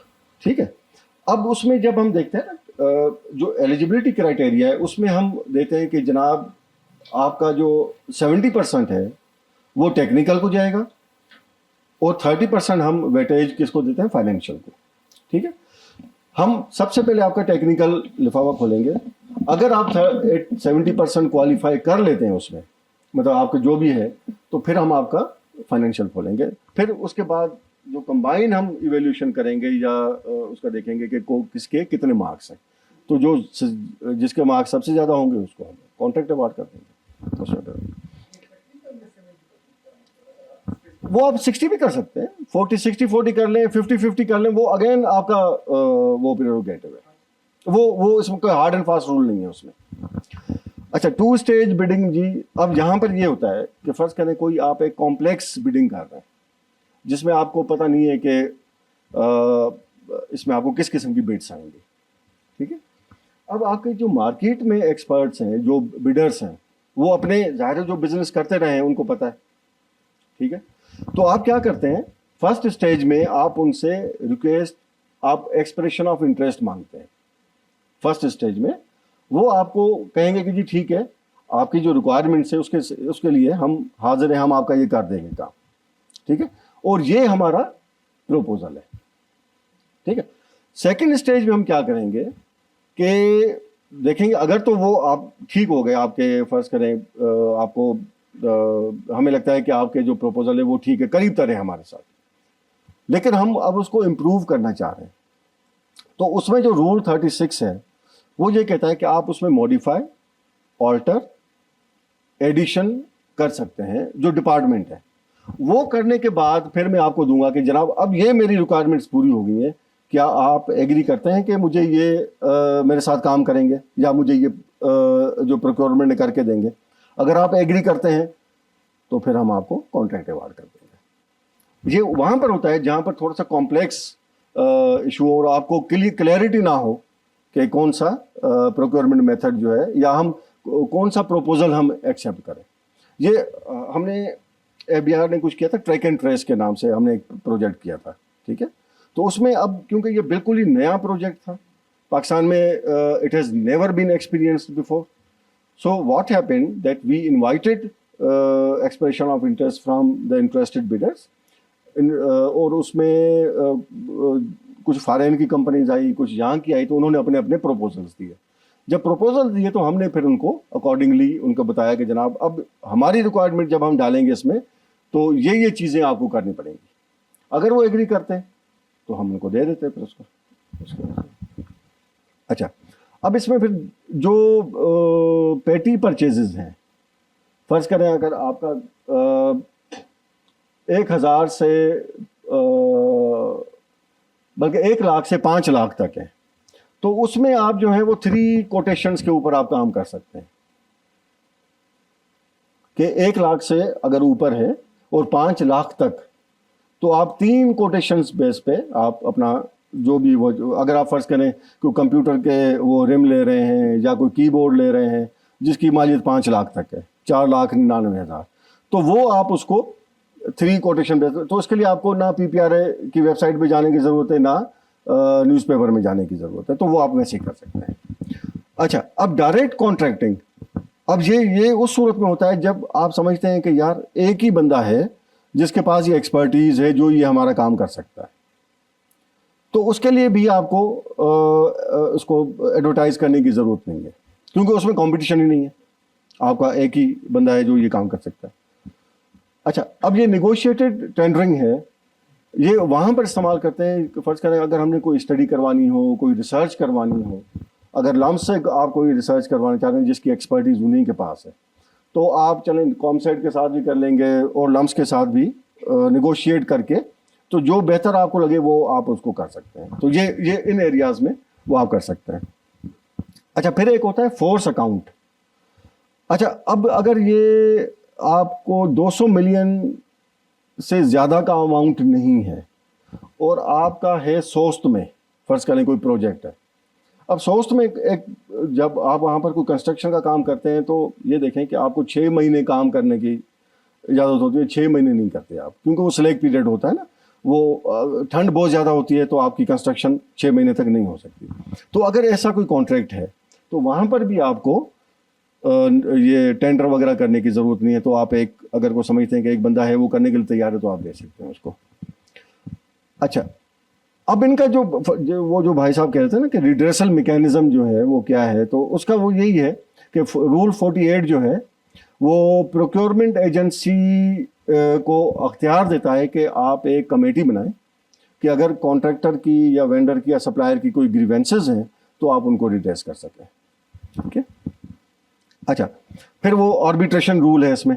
अगर आप समझते हैं कि जो कॉन्ट्रैक्टर है वो बिल्कुल आपके हाथ नहीं आ रहा और कॉन्ट्रैक्टर ये समझता है कि आप उसकी बात नहीं मान रहे, तो दोनों को एक स्टेलमेट है, डिस्प्यूट हो गया, तो आप रूल 40 के तहत आर्बिट्रेशन में जा सकते हैं। अब आर्बिट्रेशन पहले ही तय हो चुकी होती है। जब आप कॉन्ट्रैक्ट जो आपकी स्पेशल कंडीशंस ऑफ कॉन्ट्रैक्ट हैं बिडिंग डॉक्यूमेंट्स में, तो उसमें ये आप करते हैं कि इस तरह के डिस्प्यूट में आप आर्बिट्रेशन के लिए लाहौर जाएंगे, कराची जाएंगे, और उसमें जो वो आर्बिट्रेटर होता है उसका भी डिटेल दिया गया होता है। आगे चलें जनाब जी।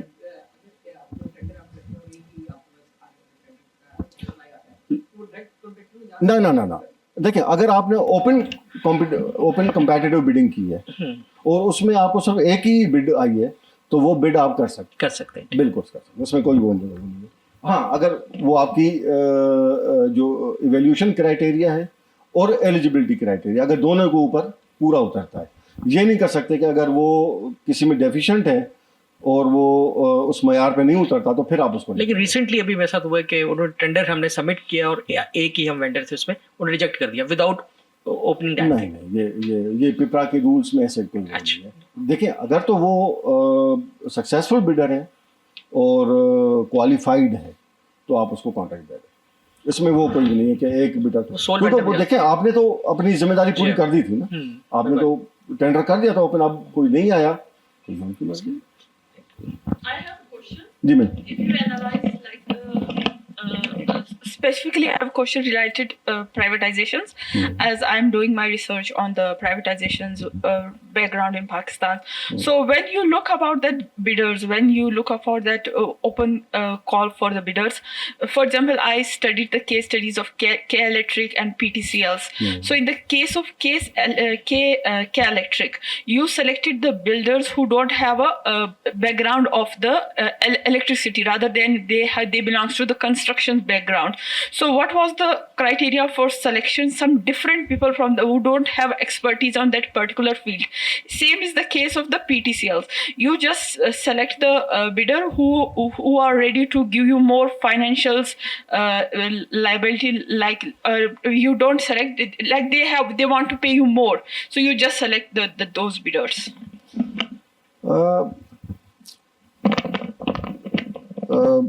In my opinion, if the evaluation criteria and eligibility criteria is well defined, and someone who doesn't qualify as per your requirements or as per the eligibility criteria or evaluation criteria, then he cannot be hired. Simple as that. If even if he has been hired, he or she has been hired, so in by all means it will be a misprocurement. So there is no second opinion upon that they violated their contractual agreements, their evaluation criteria, their eligibility criteria, because it can't be that you can make eligibility criteria or evaluation criteria on the basis of wrong assumptions. It can, because nobody can do that.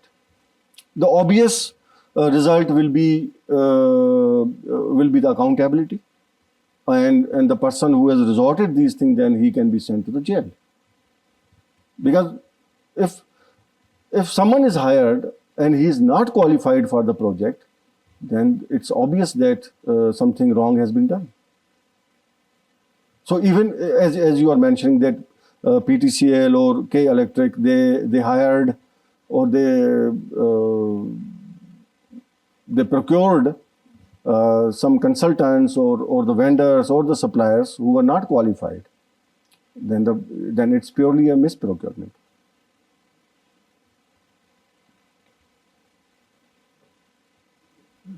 सालों पहले ऐसे होता था कि जैसे arbitration है तो बाहर से अगर लेट्स से किसी के साथ कॉन्ट्रैक्ट हो रहा है, बाहर से कोई कंपनी आ रही है, उनको यहाँ आर्बिट्रेशन पे एतमाद नहीं है, तो वो कहते थे कि जी हम अपने कॉन्ट्रैक्ट में ये लिखेंगे कि आर्बिट्रेशन जो है वो लंदन में होगी या न्यूयॉर्क में होगी। और बाज़ दफ़ा तो ये भी होता था कि अगर कॉन्ट्रैक्ट में कोई डिस्प्यूट हो गया तो वो कहते थे कि जी UK the laws of UK will prevail. तो अब ये अलाउड है कि बाहर की आर्बिट्रेशन और बाहर की लॉज यूज़ कर सकते हैं, कोर्ट्स यूज़ कर सकते हैं, या पाकिस्तान की ही करनी है? बिल्कुल, अभी रिसेंटली हुआ है, आपके जो रिकोटेक का केस था उसमें आर्बिट्रेशन बाहर हुई है और वहीं पे उसका फैसला हुआ और उन्होंने बड़ा भारी जुर्माना में डाला। ठीक है, अब ये डिपेंड करता है, देखें जो एग्रीमेंट होता है ना वो इट्स बिटवीन टू पार्टीज, और वो क्या होता है, ऑफर एंड एक्सेप्टेंस। ऐसे ही है, जब तक आप दोनों एग्री नहीं करेंगे वो एग्रीमेंट ही नहीं होगा। अगर जो वो वेंडर है या जो कॉन्ट्रैक्टर है या जो सप्लायर है जो बाहर से आया है, जर्मनी से आया है, अगर वो इंसिस्ट करता है कि जी नहीं इसकी जो आर्बिट्रेशन है वो आप बर्लिन में डालें या कोपेनहेगन में डालें, अगर आप एग्री करेंगे तो वो होगा ना, वरना तो वो आगे नहीं जाएगा। नहीं, वो मैंने सोचा कि शायद ये पीपीआरए रूल्स में कुछ आ गया हो कि नहीं जी आर्बिट्रेशन, अगर आप यहाँ बिजनेस करना चाहते हैं तो देखिए ये आर्बिट्रेशन जरिए होगी। Procurement regulatory authority in Pakistan है। आप जो इंटरनेशनल कॉन्ट्रैक्ट्स करते हैं उसका फिर अलग से वो है, वो बिल्कुल ही एक अलग से उसका मैकेनिज्म है, वो फिर पीपीआरए के रूल्स उसके ऊपर लागू नहीं होंगे। अब जो आर्बिट्रेशन है, जैसे मैं आपको बताया ना, जो रिकोडिक था, रिकोडिक में चले हमारी जो यहाँ की पाकिस्तान की अदलिया थी उन्होंने तो शायद उसको वाइंड अप कर दिया था, लेकिन वो फिर चले गए जहाँ पर उनकी आर्बिट्रेशन होनी थी और वहाँ से उन्होंने केस जीता ये तो बाद में फिर हमने किसी तरीके उसको मैनेज कर दिया, वरना हमें तो बड़ा भारी जुर्माना उसका पड़ सकता था वहाँ पे। जी जी जनाब, पीछे जाइए जनाब। सर ये जो रिमोट एरिया में हमने बात की कि डज नॉट एक्सीड 200 मिलियन, तो फॉर एग्जांपल अगर ये एक्सीड कर रहा है, प्रोजेक्ट है उसका बजट, तो फिर यहाँ पर ये उसको अप्लाई नहीं होगा फोर्स अकाउंट वाला, फिर तो वेस्टेज ऑफ टाइम होगा सिर्फ। नहीं तो हम करेंगे नहीं ना, फिर तो उसके लिए फिर अलग से वो मैकेनिज्म है। और दूसरा सर, वो फ्रंट रो में सर ने कहा कि सिर्फ हमने अप्लाई की थी, किसी हाँ, और ने अप्लाई एक ही नहीं वेंडर की थी, था। और आपने उनको जवाब दिया कि आपको कोई रीजनेबल रिस्पांस मिला होगा। तो हमने भी एक दफा इस तरह किया था कि सिर्फ हम ही थे, अप्लाई हमने की थी, ओके, कोई जवाब नहीं मिला। देखिए आप जब ये टेंडर फ्लोट करते हैं ना, या जो बिडिंग डॉक्यूमेंट्स हैं, उसमें एक प्रोविजन होता है कि जो डिपार्टमेंट है ये उसका अख्तियार है कि वो बगैर कोई नोटिस या बगैर कोई रीज़न दिए सही। वो आपकी जो प्रोक्योरमेंट है वो कैंसिल कर सकता है, ठीक है। लेकिन देखें, अगर मुझे ज़रूरत है किसी प्रोडक्ट की और मेरे पास सिर्फ एक ही वेंडर आया है और वो क्वालिफाइड वेंडर है, तो मैं उसको डेफिनेटली दूंगा, ठीक है। लेकिन ये अगेन ये आपके डिपार्टमेंट के ऊपर है कि वो एक्सेप्ट करे या ना करे, आप उसको चैलेंज नहीं कर सकते। Got it. ठीक है, तो नेक्स्ट आ जाएंगे, आगे जाए। अच्छा, अब ये रेगुलेशन है, अब ये हैं कंसल्टेंट्स के लिए, ठीक है। पहले हमने देखा कि गुड्स, सर्विसेज और वर्क्स, अब ये कंसल्टेंट है। कंसल्टेंट कौन है जी? जैसे आपके वर्ल्ड बैंक के कंसल्टेंट होते हैं, या ऐसे जैसे हमने BISP में कुछ US एड के कंसल्टेंट रखे हुए थे, वर्ल्ड बैंक के रखते हैं, आपके जायका के रखते हैं, पाकिस्तानी कंसल्टेंट से बेशुमार जिनसे आप कंसल्टेंसी करवाते हैं, ठीक है। अब ये उसको कैटर करता है कि इसमें एक तो है क्वालिटी बेस्ड सिलेक्शन, ठीक है। अब ये क्वालिटी बेस्ड सिलेक्शन जो है ये वो प्रोक्योरमेंट होगी जिसमें आपका सिर्फ क्वालिटी का एलिमेंट सामने रखा जाएगा, इसमें कॉस्ट जो है वो कंसिडर नहीं होगी। और ये उनके लिए होता है जो स्पेशलाइज्ड और कॉम्प्लेक्स किस्म के कोई प्रोजेक्ट हों, जहाँ पर आप कोई बहुत ज़्यादा ऐसे कोई कंसल्टेंट्स रखना चाह रहे हैं। अच्छा, ये जो QBS है, ये कुछ एरियाज़ में ये कंस्ट्रक्शन में भी इस्तेमाल हो सकता है, जो है आप इसको कर सकते हैं। अच्छा, quality and cost by selection. अब यहाँ पर quality is primary and cost is secondary, कि वही जो मैंने आपको बताया कि 70 आप उसको क्वालिटी को देंगे, 30% आप उसको कॉस्ट को देंगे। अच्छा, फिर लीस्ट कॉस्ट है। लीस्ट कॉस्ट जो है ये फॉर रूटीन की आपकी असाइनमेंट्स होती हैं। फ़र्ज़ करें आपने कोई कंसल्टेंट लेना है जिसने ये देखना है कि यार जो बाहर जो माली है वो किस तरह काम कर रहा है, या कोई आपकी जो रिपेयर और मेंटेनेंस के हैं वो किस तरह का, उसको मतलब आपने कोई हेड बनाया हुआ है, इस तरह का आप वो कर सकते हैं इसमें। अच्छा, single source and direct selection. अब ये अगेन ये फिर एक्सेप्शनल केसेस में आता है।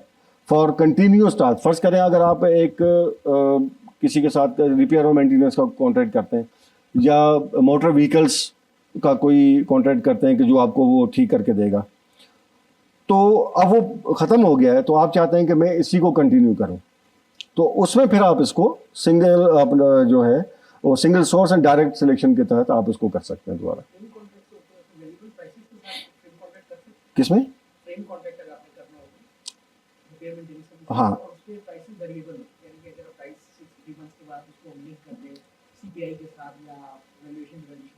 देखिए again it's between you and that जो ना देखें पेपर। अगेन ये वही बात है कि अगर आप समझते हैं कि ये आपकी डिपार्टमेंट के लिए ज़रूरी है, इस सिर्फ इस कॉन्ट्रैक्ट की मद में, कि अगर आपने कोई रिपेयर और मेंटेनेंस का कॉन्ट्रैक्ट किया है, आप ये कहना चाह रहे हैं कि जनाब वो ये कह रहा है कि इस साल तो चले मैं आपसे 1 लाख रुपए लूँगा, लेकिन अगले साल क्योंकि महंगाई हो जाएगी 1.5 लाख रुपये लूँगा, तो आप 1.5 लाख रुपये निकल वो आप कर सकते हैं उसमें, क्योंकि वो कंटिन्यू वो हो जाएगा।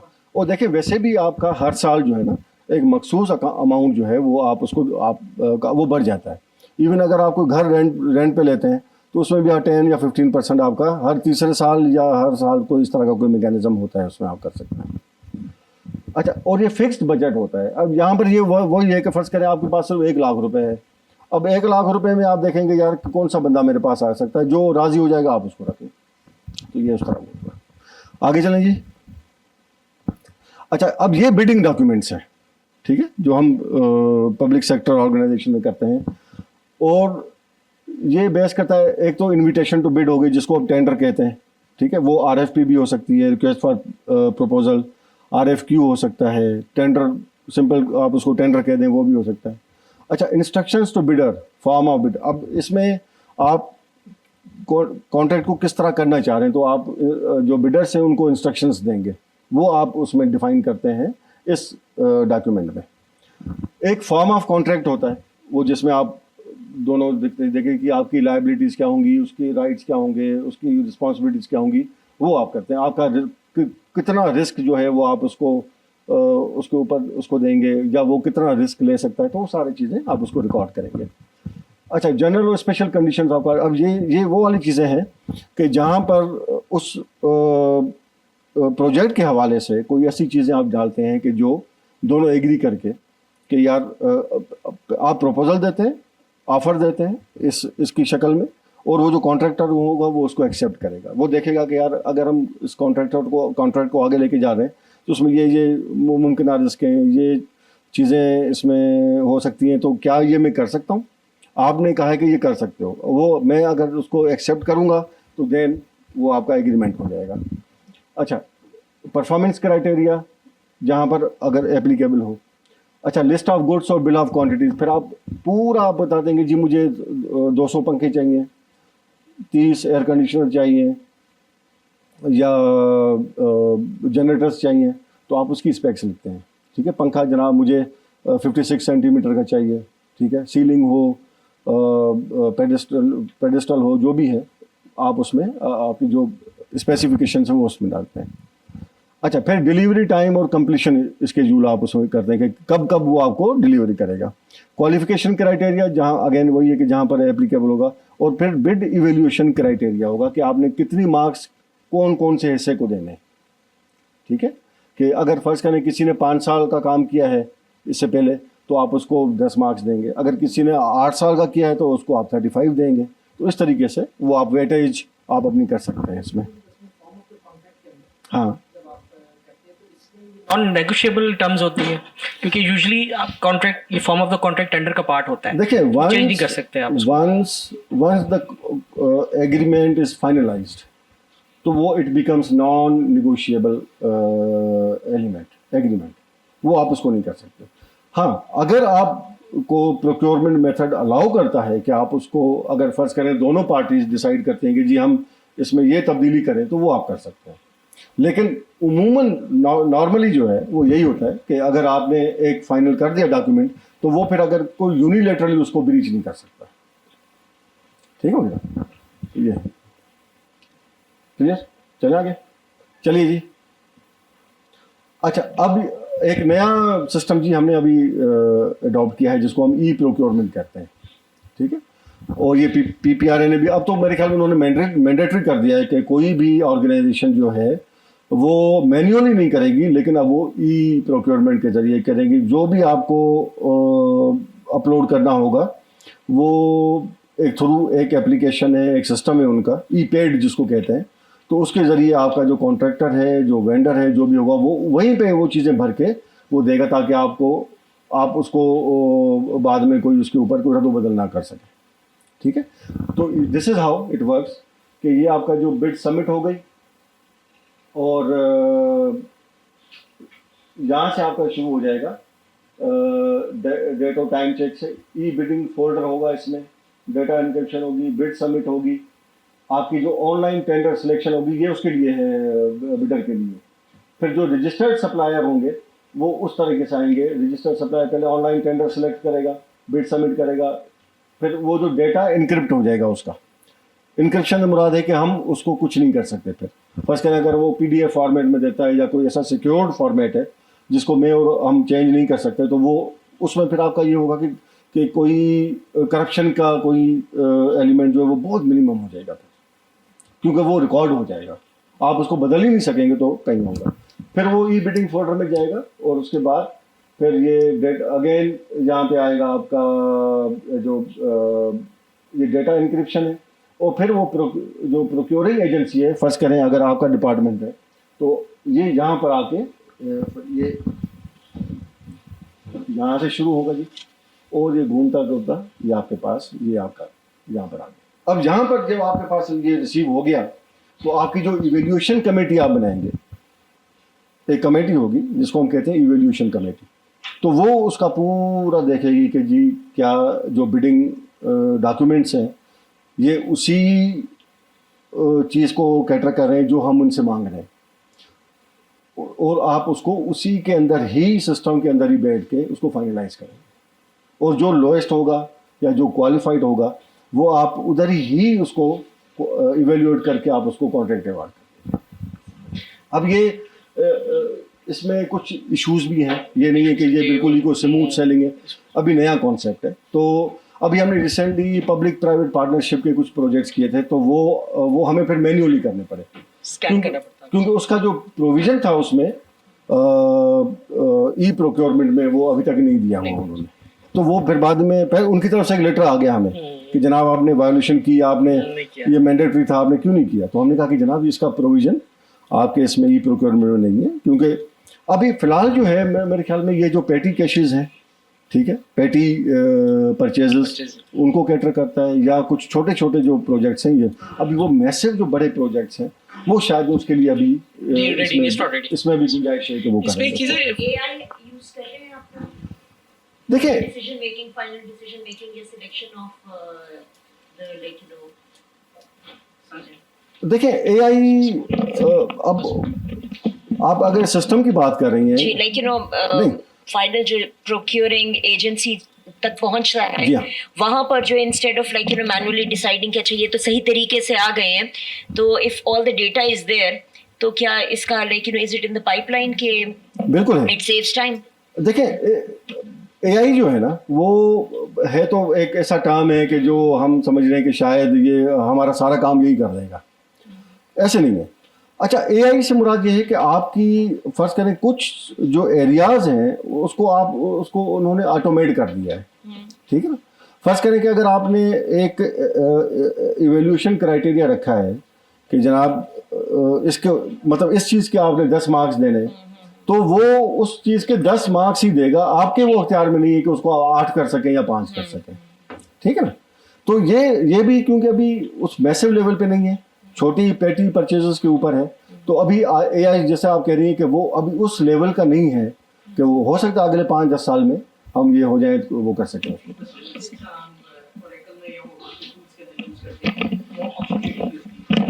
सर्टेन वैल्यूएशन के बाद जब वेंडर वैल्यूड हो जाते हैं तो फिर सारे वेंडर्स आप उनको एक साथ ऑनलाइन ले लेते हैं और बिड करते हैं अपने प्रोजेक्ट, वो मैक्सिमम एप्लीकेशंस के लिए होता है यूज। तो क्या इन फ्यूचर ये यूज होगा इसके अंदर?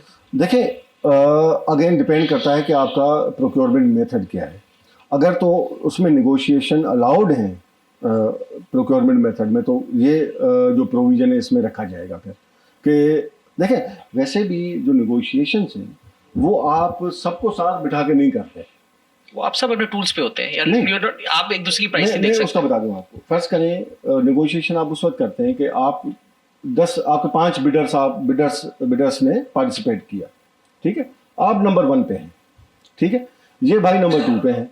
अच्छा, मैं सबसे पहले आपको अप्रोच करूंगा, आपसे निगोशिएट करूंगा, ठीक है, आपसे कहूंगा कि जी ये आपने जो दिए हैं हम इसमें थोड़ा सा चेंज करके इसको इस तरह करना चाह रहे हैं, ठीक है। अगर आप मान गए वेल एंड गुड, हम आपसे कॉन्टैक्ट करेंगे। अगर आप नहीं करते तो जो आपका नेक्स्ट होगा सेकंड नंबर पे वो करेगा। अगर ये भी नहीं मानते जो 3rd पे होगा उसके पास हम जाएंगे। तो इस तरह जितने भी लाइन में होंगे, अब जो क्वालिफाइड होंगे, जो रिजेक्टेड होंगे वो निकलते हैं आपके, ठीक है।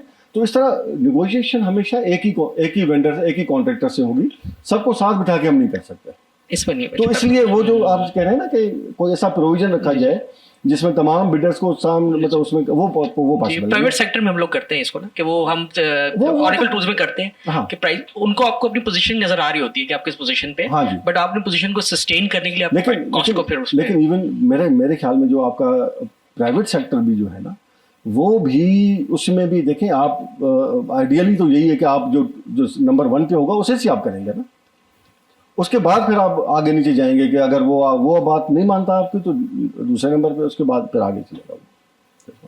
जनाब आगे चलें। अच्छा, अब ये चैलेंजेस हैं जी। सबसे पहले तो जो सिक्योरिटी ऑफ इम्पोर्टेंट डेटा, इसमें जो आपका वो अभी उस मयार का नहीं है जहाँ पर आप उसको इतनी इंक्रिप्शन कर सकेंगे जहाँ पर वो डेटा आपका 100% जो ना क्या कहते हैं उसको पेनिट्रेट कोई ना कर सके, हाँ जी, हैक ना कर सके, बिल्कुल। अच्छा, मैनुअल प्रोक्योरमेंट, अब इसमें जो पैराडाइम शिफ्ट फिजिबिलिटी है वो भी अभी बना रहे हैं। फर्ज करें अभी तो हमने सिर्फ पेटी परचेजेस और कुछ छोटे आइटम्स के लिए किया, अब उसकी फिजिबिलिटी बन रही है कि अगर हम फर्ज करें कोई मैसिव बड़ा प्रोजेक्ट कर रहे हैं तो उसको किस तरह करेंगे। अच्छा, limited IT professionals for system development, ये एरिया है जहाँ पर हमें थोड़ी सी दिक्कत आ रही है ना। अच्छा, preparation of standard bidding documents, अब देखें मैनुअली तो आप बड़े आराम से बना लेते हैं सारे special conditions of contract, general conditions of contract, form agreement, जितने भी हो गए आपने सारे बना। अब यहाँ पर जो है ये थोड़ा सा कम्बरसम टास्क है, इसमें टाइम लगेगा अभी थोड़ा सा। अच्छा, और जो कैपेसिटी इशूज़ हैं इन पब्लिक सेक्टर डिपार्टमेंट, देखें अभी हमारे जो डिपार्टमेंट जो PMU चले, अब तो मैंडेटरी हो गया आपने, लेकिन अभी उस मयार का नहीं है कि वो आगे चलें जी। अच्छा, अब ये स्ट्रेटेजिक प्रोक्योरमेंट है, अब ये यहाँ से थोड़ा सा मुश्किल होता जाएगा। अब ये स्ट्रेटेजिक प्रोक्योरमेंट जो इसके जो प्रिंसिपल गोल्स हैं वो है कॉस्ट रिडक्शन, ठीक है। अब जब हम कॉस्ट रिडक्शन की बात करते हैं तो इसका मतलब है पीछे आपने एक पूरा बैकग्राउंड बनाना है, पूरा उसको पूरी वर्किंग करनी है कि किस तरीके से हम चीज़ें बेहतर भी लें और उसको कॉस्ट भी उसकी रिड्यूस हो जाए। अच्छा, उसके बाद फिर आपकी प्रोग्राम रिडक्शन है। फर्स्ट करेंगे अगर आपका एक प्रोजेक्ट है 3 साल का है तो हम क्या ऐसी कोई चीज़ करें कि हम अपने ऑब्जेक्टिव्स भी अचीव कर लें, उसको 2 साल में कंप्लीट करें। अच्छा, अब उसके बाद परफॉर्मेंस मैनेजमेंट है, आपने कॉन्ट्रैक्ट दे दिया, लेकिन अब उसकी ये देखना पड़ेगा कि आया कि वो आपको प्रॉपरली और टाइमली आपको चीज़ें डिलीवर भी कर रहा है या नहीं कर रहा। अगर नहीं कर रहा तो आप क्या करें उसके साथ कि एमिकेबली एक इशू रिजॉल्व हो जाए, और बजाय इसके कि आप आर्बिट्रेशन में जाएं या कॉन्ट्रैक्ट को ख़राब करें, वो आपको वो देगी। अब ये सारी चीज़ें आपकी स्ट्रेटेजिक प्रोक्योरमेंट में है। इनोवेशन, देखें ट्रेडिशनल में जो अभी हमने सारी बातें की उसमें इनोवेशन की गुंजाइश नहीं है अभी इस वक्त, आप नहीं कर सकते, ना आप कॉन्ट्रैक्ट को अल्टर कर सकते हैं ना उसको चेंज कर सकते हैं, क्योंकि एक चीज़ जब फाइनलाइज हो गई तो वो बहुत मुश्किल है फिर। अच्छा, उसके बाद जो मार्केट डेवलपमेंट, अब आपने ये भी देखना है कि आपका जो ये प्रोक्योरमेंट है ये आपके मार्केट को भी एक क्या कहते हैं एक इनपुट जो है वो प्रोवाइड करे कि वो मार्केट भी सस्टेनेबल हो जाए, मार्केट भी आपका बेहतर हो जाए, ठीक है।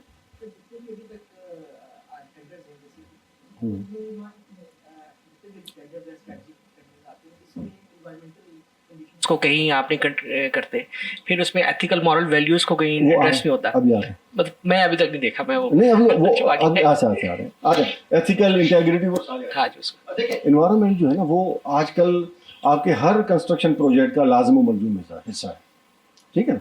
EPA ने एक डॉक्यूमेंट बनाया है पूरा, जिसमें आप उसको वो मैंने ऐसे नहीं किया था कि वो उसका एक रेफरेंस ही काफ़ी है कि वो आपको एक 1 पेजर होता है और आपने उसमें इंश्योर करना होता है। फर्ज करें आप अगर ये बना रहे हैं उसमें आपकी सेफ्टी देखें कि सबने हेलमेट पहने हुए हैं, जो शूज़ हैं वो उसके हैं वो पहने हुए हैं, और आपने प्रॉपर फेंसिंग की हुई है उस साइड की कि ताकि कोई अनऑथराइज्ड पर्सन ना इधर उधर हो जाए। हेल्थ एंड सेफ्टी के रूल्स एंड रेगुलेशन वो सारा उसका है। और दूसरा ये है कि आपने दरख्त नहीं काटने, जी हाँ, ठीक है, ये सारा इंश्योर। आगे चलेंगे। अच्छा, अब की ऑब्जेक्टिव्स आपने स्ट्रेटेजिक एंड ऑपरेशनल अलाइनमेंट। अब यहाँ पर हमने जब शुरू में देखा था कि जो स्ट्रेटेजिक प्रोक्योरमेंट है उसका बुनियादी मकसद यही है कि वो आपकी ऑर्गेनाइजेशन के साथ अलाइन हो, उसके गोल्स के साथ आप वो प्रोक्योरमेंट करें जो आपकी ऑर्गेनाइजेशन को ही सपोर्ट करे। आप ये नहीं कर सकते कि जनाब आपने कोई 10 वीगो ले ली है, ठीक है, अपने ऑफिसर्स के लिए, लेकिन अब टेक्निकली ये वहाँ पर तो बहुत कारामद होगी जहाँ पर ऑपरेशनल ड्यूटीज़ होगी, जहाँ उन्होंने बाहर जाना होगा, सर्वे करना होगा, उसके लिए तो बेहतर है। लेकिन अगर वो सिर्फ आप इसलिए ले रहे हैं कि वो घर से दफ्तर तक कम्यूट करें, तो इसका मतलब आपकी जो ऑर्गेनाइजेशन गोल है वो आपका पैसे का भी ध्यान है और आपकी ऑर्गेनाइजेशन गोल्स के साथ भी वो नहीं करता। तो इस तरह का अच्छा जी, रिलेशनल सोर्सिंग।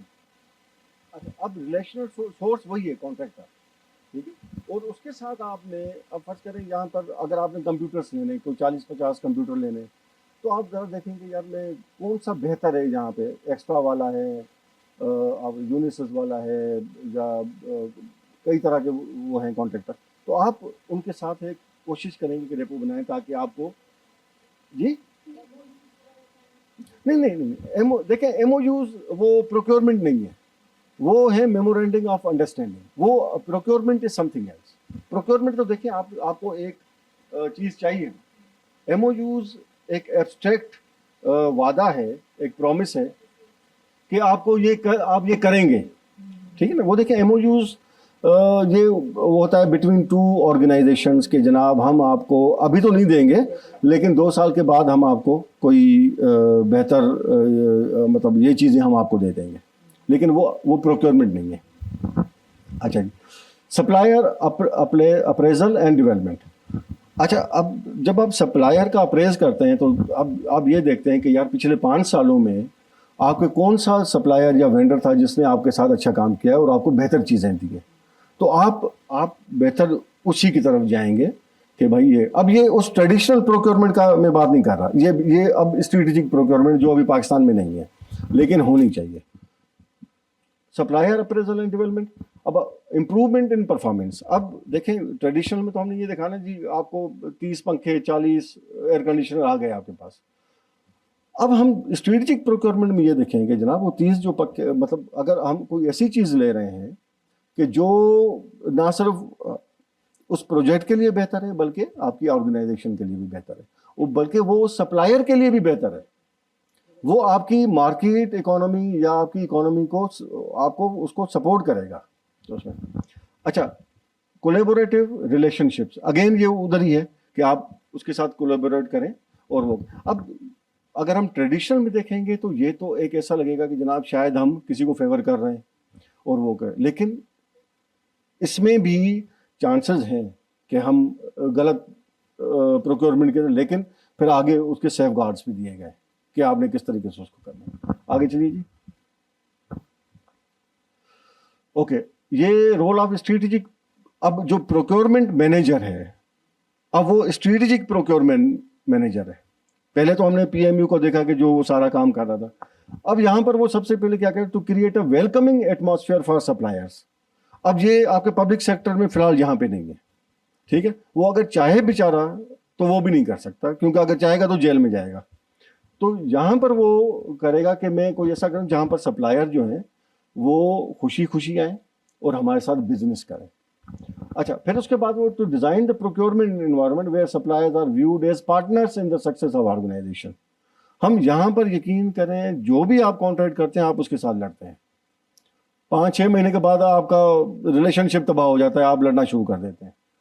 अच्छा, ये डिज़ाइन परफॉर्मेंस मैट्रिक, आप अपना एक परफॉर्मेंस मैट्रिक्स बनाएं और उसकी परफॉर्मेंस को इवेल्यूएट करें, और जहाँ जहाँ समझते हैं कि ये ब्रीच कर रहा है या वो कोई इशू कर रहा है, तो आप उसको बताएं कि जनाब ये आपका कॉन्ट्रेक्चुअल एग्रीमेंट था, ये आप ब्रीच कर रहे हैं इसको, और ये ठीक नहीं है, तो उसको फिर ठीक करवाएं। अच्छा, to ensure skill development for the team. आपकी जो टीम होगी प्रोक्योरमेंट, आपकी प्रोजेक्ट मैनेजमेंट की, आपने उसको भी तो डेवलप करना है, उसके भी स्किल, जो नई नई टेक्नोलॉजी है, इनोवेशन है, आपने उसको बेहतर बनाना है। लेकिन यहाँ पे नहीं होता, जो ट्रेडिशनल प्रोक्योरमेंट है, जहाँ पर भूल जाते हैं कि भाई पता नहीं कौन है, ये तो वही करता है, हमारा तो उससे काम ही नहीं है कोई भी। To ensure skill development for the team, mapping the process को आप मैप करते हैं, और improving ways of working.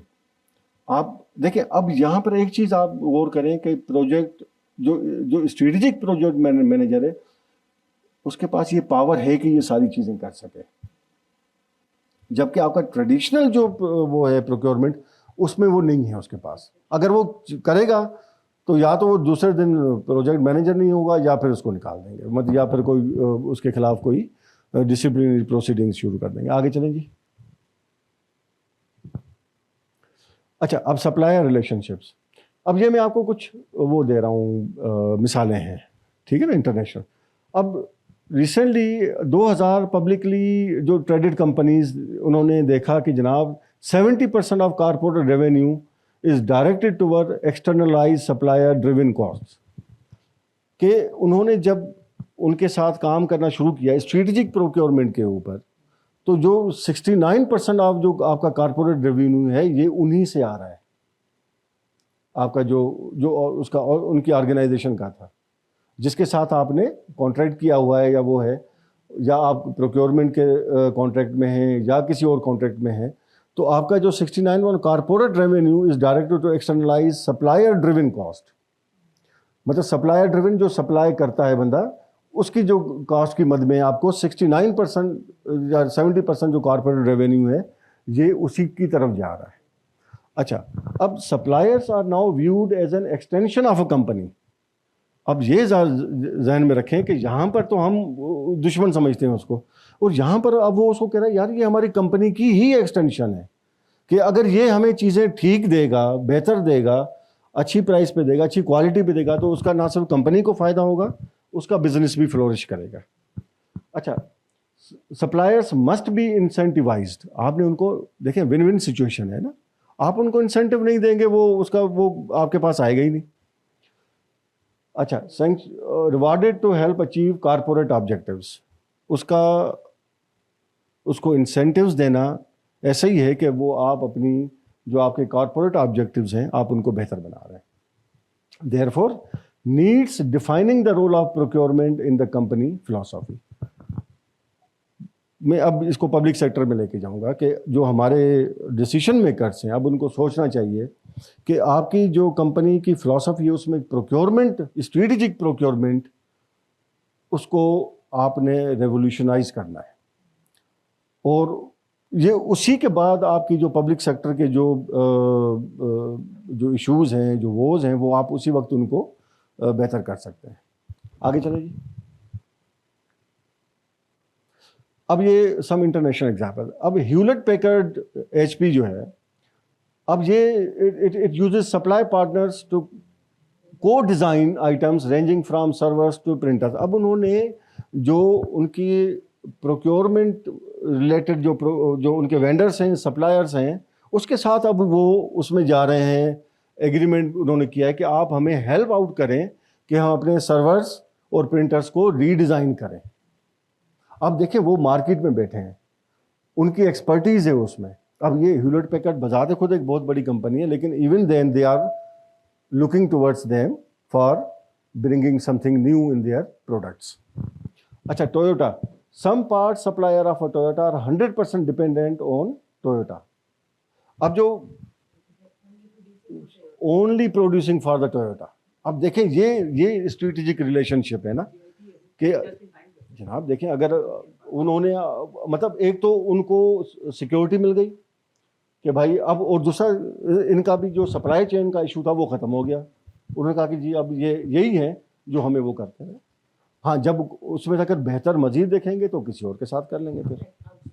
Absolutely. अच्छा, बोइंग जो है, देखें, Boeing procurement department outsource the entire सब सेक्शंस ऑफ 787 ड्रीमलाइनर टू सब कॉन्ट्रैक्टर्स। उन्होंने सारे का सारा उसको आउटसोर्स कर दिया सब कॉन्ट्रैक्टर्स को, आप जनाब इसको अब मैनेज करें। तो अच्छा, दूसरा ऑस्ट्रेलिया में था land lease project management and construction company है।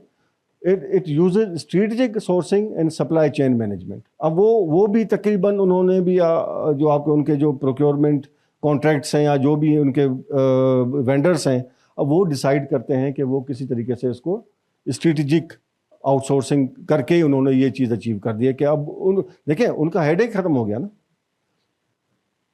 आगे चलें जी। अब चैलेंजेस स्ट्रेटेजिक प्रोक्योरमेंट। अब पाकिस्तान में कौन सी चैलेंजेस? सबसे पहले corruption and lack of account. देखें, सीधी सी बात है, अगर मैं चाहे, मेरे जहन में जब तक सेंस ऑफ प्रोटेक्शन है ना, मैं हर गलत काम कर लूँगा। ठीक है, ये निकालना है कि भाई मैं उतना ही अकाउंटेबल हूँ जितना कोई आम बंदा हो सकता है। तो उसके बाद ही हम फिर बेहतर कर सकते हैं चीज़ों को। लिमिटेड कैपेसिटी एंड एक्सपर्टीज़, इसमें कोई शक नहीं। हमारी जो पब्लिक सेक्टर ऑर्गेनाइजेशंस हैं उनमें इवन देखें, हमारा कोई भी ऐसा कोई मैकेनिज्म नहीं है जहाँ पर हमें कोई एकेडमीज़ में पढ़ाया जाए प्रोजेक्ट मैनेजमेंट या प्रोक्योरमेंट रिलेटेड। एक रिफ्रेशर कोर्स करवाते हैं, वो भी SMC NMC में के दौरान सिर्फ 2-3 दिन का होता है वो, लेकिन वो ऐसे ही कोई ख़ास उसका इम्पैक्ट नहीं होता। तो ये इशू है हमारा। अच्छा, वीक सप्लायर बेस। अब आपस में आपको बताऊं कि मैं पिछले 22 सालों से यही काम कर रहा हूँ। मुझे अभी भी ये शक होता है कि मैं अगर ये कोई टेंडर फ्लोर करता हूँ तो मुझे कब पता नहीं बिड्स आएंगी या नहीं आएंगी, क्योंकि मुझे पता ही नहीं है कि इस शोबे में कौन से सप्लायर हैं या वेंडर हैं जो मुझे रिस्पॉन्ड करेंगे। तो वो अच्छा, political interference, we all know. Weak regulatory control, जैसे अभी हमने देखा कि PPRA एक रेगुलेटरी अथॉरिटी है, it has to regulate the affairs between client and the vendor. लेकिन अनफॉर्चुनेटली अगर मैं कोई गलत चीज़ भी भेज देता हूँ, फ्लोट कर देता हूँ, स्पेसिफिकेशन भेज देता हूँ, तो उनके पास कोई ऐसा वो नहीं है जिसको वो अनर्थ कर सकें या फाइंड कर सकें, हमें फिर बताएं कि जनाब ये आपने किया है। तो उसमें अच्छा, resistance to change, we all know कि हम बंद कमरे में रहना चाहते हैं। अच्छा, untrained procurement managers, public sector में आपको शाज़ो नदर ही कोई आपको प्रोक्योरमेंट मैनेजर मिलेगा या प्रोक्योरमेंट एक्सपर्ट मिलेगा, बहुत कम। रेड टेपिज्म, ये जनाब हमारा ब्यूरोक्रेटिक हर्डल है बहुत बड़ा। Nepotism in selection of project personnel, हम PMU में अनफॉर्चुनेटली उन लोगों को रखते हैं जो हर चीज़ कर सकते हैं सिवाय प्रोजेक्ट मैनेजमेंट। सब स्टैंडर्ड सप्लाई ऑफ गुड्स, ये मैंने एक्सपीरियंस किया है। और अभी भी मेरा एक प्रोजेक्ट है RTO इस्लामाबाद माव एरिया में, उसमें अनफॉर्चुनेटली मुझे अभी ये रिसेंटली एक हमारे वेंडर ने हरकत की है, उसको अब हम देख रहे हैं, उसको हमने अल्टीमेटम तो दे दिया है, लेकिन ये मैंने अभी एक्सपीरियंस किया है। कॉन्ट्रैक्ट मैनेजमेंट, कॉन्ट्रैक्ट हो जाता है, हम समझते हैं बात ख़त्म हो गई, लेकिन कॉन्ट्रैक्ट मैनेजमेंट बजाते खुद एक बहुत बड़ा नॉलेज एरिया है। अब इसमें PhDs हो रही हैं अब इसमें। अच्छा, अनकंट्रोल्ड कॉस्ट एस्केलेशन, देखिए आपकी मार्केट और उसमें भी आपको पता नहीं है कि कौन सी चीज़, आज सरिया अगर फ़र्ज़ करें 200 रुपये किलो है तो अगले महीने में शायद 500 हो जाएगा, you never know. Fluctuation in exchange rates, ये we all know that dollar कहाँ से कहाँ पहुँच गया है। आगे चलेंगे ना, वे फॉरवर्ड। अब इसमें कैपेसिटी बिल्डिंग एंड ट्रेनिंग, वही जो मैंने आपसे कहा कि वो बहुत ज़रूरी है। सर्टिफिकेशन प्रोग्राम्स करें, investment in training for public sector, knowledge sharing programmes इसमें करें। रेगुलर ऑडिट्स एंड रिव्यूज़, हमारे जो ऑडिटर जनरल हैं उनमें भी ट्रेडिशनल ऑडिटर्स हैं।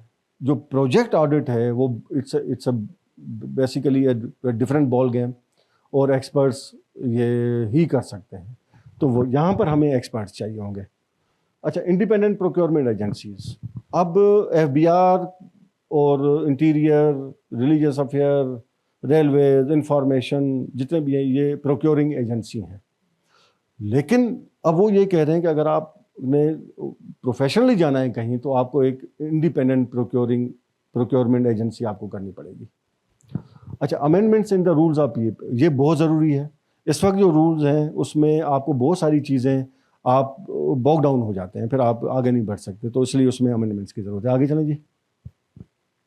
Creation of base suppliers pool और बेस, आप एक डेटा बेस बनाएं और देखें कि आपके मुल्क में हर शोबे में, हर कैटेगरी में कौन कौन से वेंडर, सप्लायर्स और जो है वो है। इंश्योरिंग फेयर कंपटीशन बहुत ज़रूरी है। Long term relationship between the client and the supplier counter, we have already talked. Use of technology and innovation, again जो आपने कहा ना AI आप कर रहे हैं तो बिल्कुल ज़रूरत है, और आप ना जितना कम से कम उसको करते जाएंगे उतना बेहतर है। आगे चलें जनाब। नेक्स्ट यही है। अच्छा, आ गया। अच्छा, e procurement platform making e pad of PPRA more responsive and simple for suppliers, ये अनफॉर्चुनेटली अभी इन्होंने करना है। रिसर्च विथ डेटा एनालिटिक्स, ये एक एलिमेंट है जो बिल्कुल भी नहीं है इस वक्त, इसकी शदीद ज़रूरत है, बहुत ज़रूरी है। Encouraging ethics and integrity in procurement, जो आपने कहा, ये एक छोटा सा वो लफ्ज़ है लेकिन इसकी मीनिंग बहुत बड़ी है, ठीक है। इनकरेजिंग द कल्चर, चलें जी, encouraging the culture of whistle blower and its protection. अगर हम देखते हैं कि कोई कहीं गलत काम हो रहा है तो कोई बंदा ऐसा हो जो जाके बता दे, लेकिन फैक्ट्स के ऊपर हो। हाँ, नहीं, मैं इसलिए उनकी प्रोटेक्शन भी है फिर, जी, because it happens, it I think happens in the UN as well. जी जी, कई जगहों पे होता है। जूलियन असांज का नाम नहीं सुना? Yes. एडवर्ड स्नोडन है, जो No, काफी लोग हैं। exactly. जी बेटा आगे चलें प्लीज। अच्छा, aligning our existing PPRA rules with international best practices, ये किसी ने बात की थी, ये बहुत ज़रूरी है। National supplier database with qualifications, ये बिल्कुल होना चाहिए। कंडक्टिंग रेगुलर मार्केट रिसर्च, अब देखें हमारे किसी भी सेक्टर में, इवन प्राइवेट सेक्टर में भी कोई ऐसा आपके पास नहीं है जो ये वाला काम करे। रेगुलर मार्केट रिसर्च, मेरा नहीं ख्याल कि कोई बंदा ऐसा होगा जिसको आपने रखा हो कि यार ये इसका काम सिर्फ यही होगा। अच्छा, ग्रेट, वेरी गुड। तो अब हम पब्लिक सेक्टर में होना चाहिए। अच्छा, enhancing the capacity of negotiators in public sector, अब जो देखें नेगोशिएशन कम्युनिकेशन स्किल्स बहुत बड़ा है, बहुत बड़ा सेगमेंट है। अगर आपके पास बेहतर नेगोशिएटर्स होंगे तो यकीन करें आप ऑर्गेनाइजेशन के लिए बहुत अच्छी डील्स फेच कर सकते हैं। आगे चलेंगे। Thank you so much.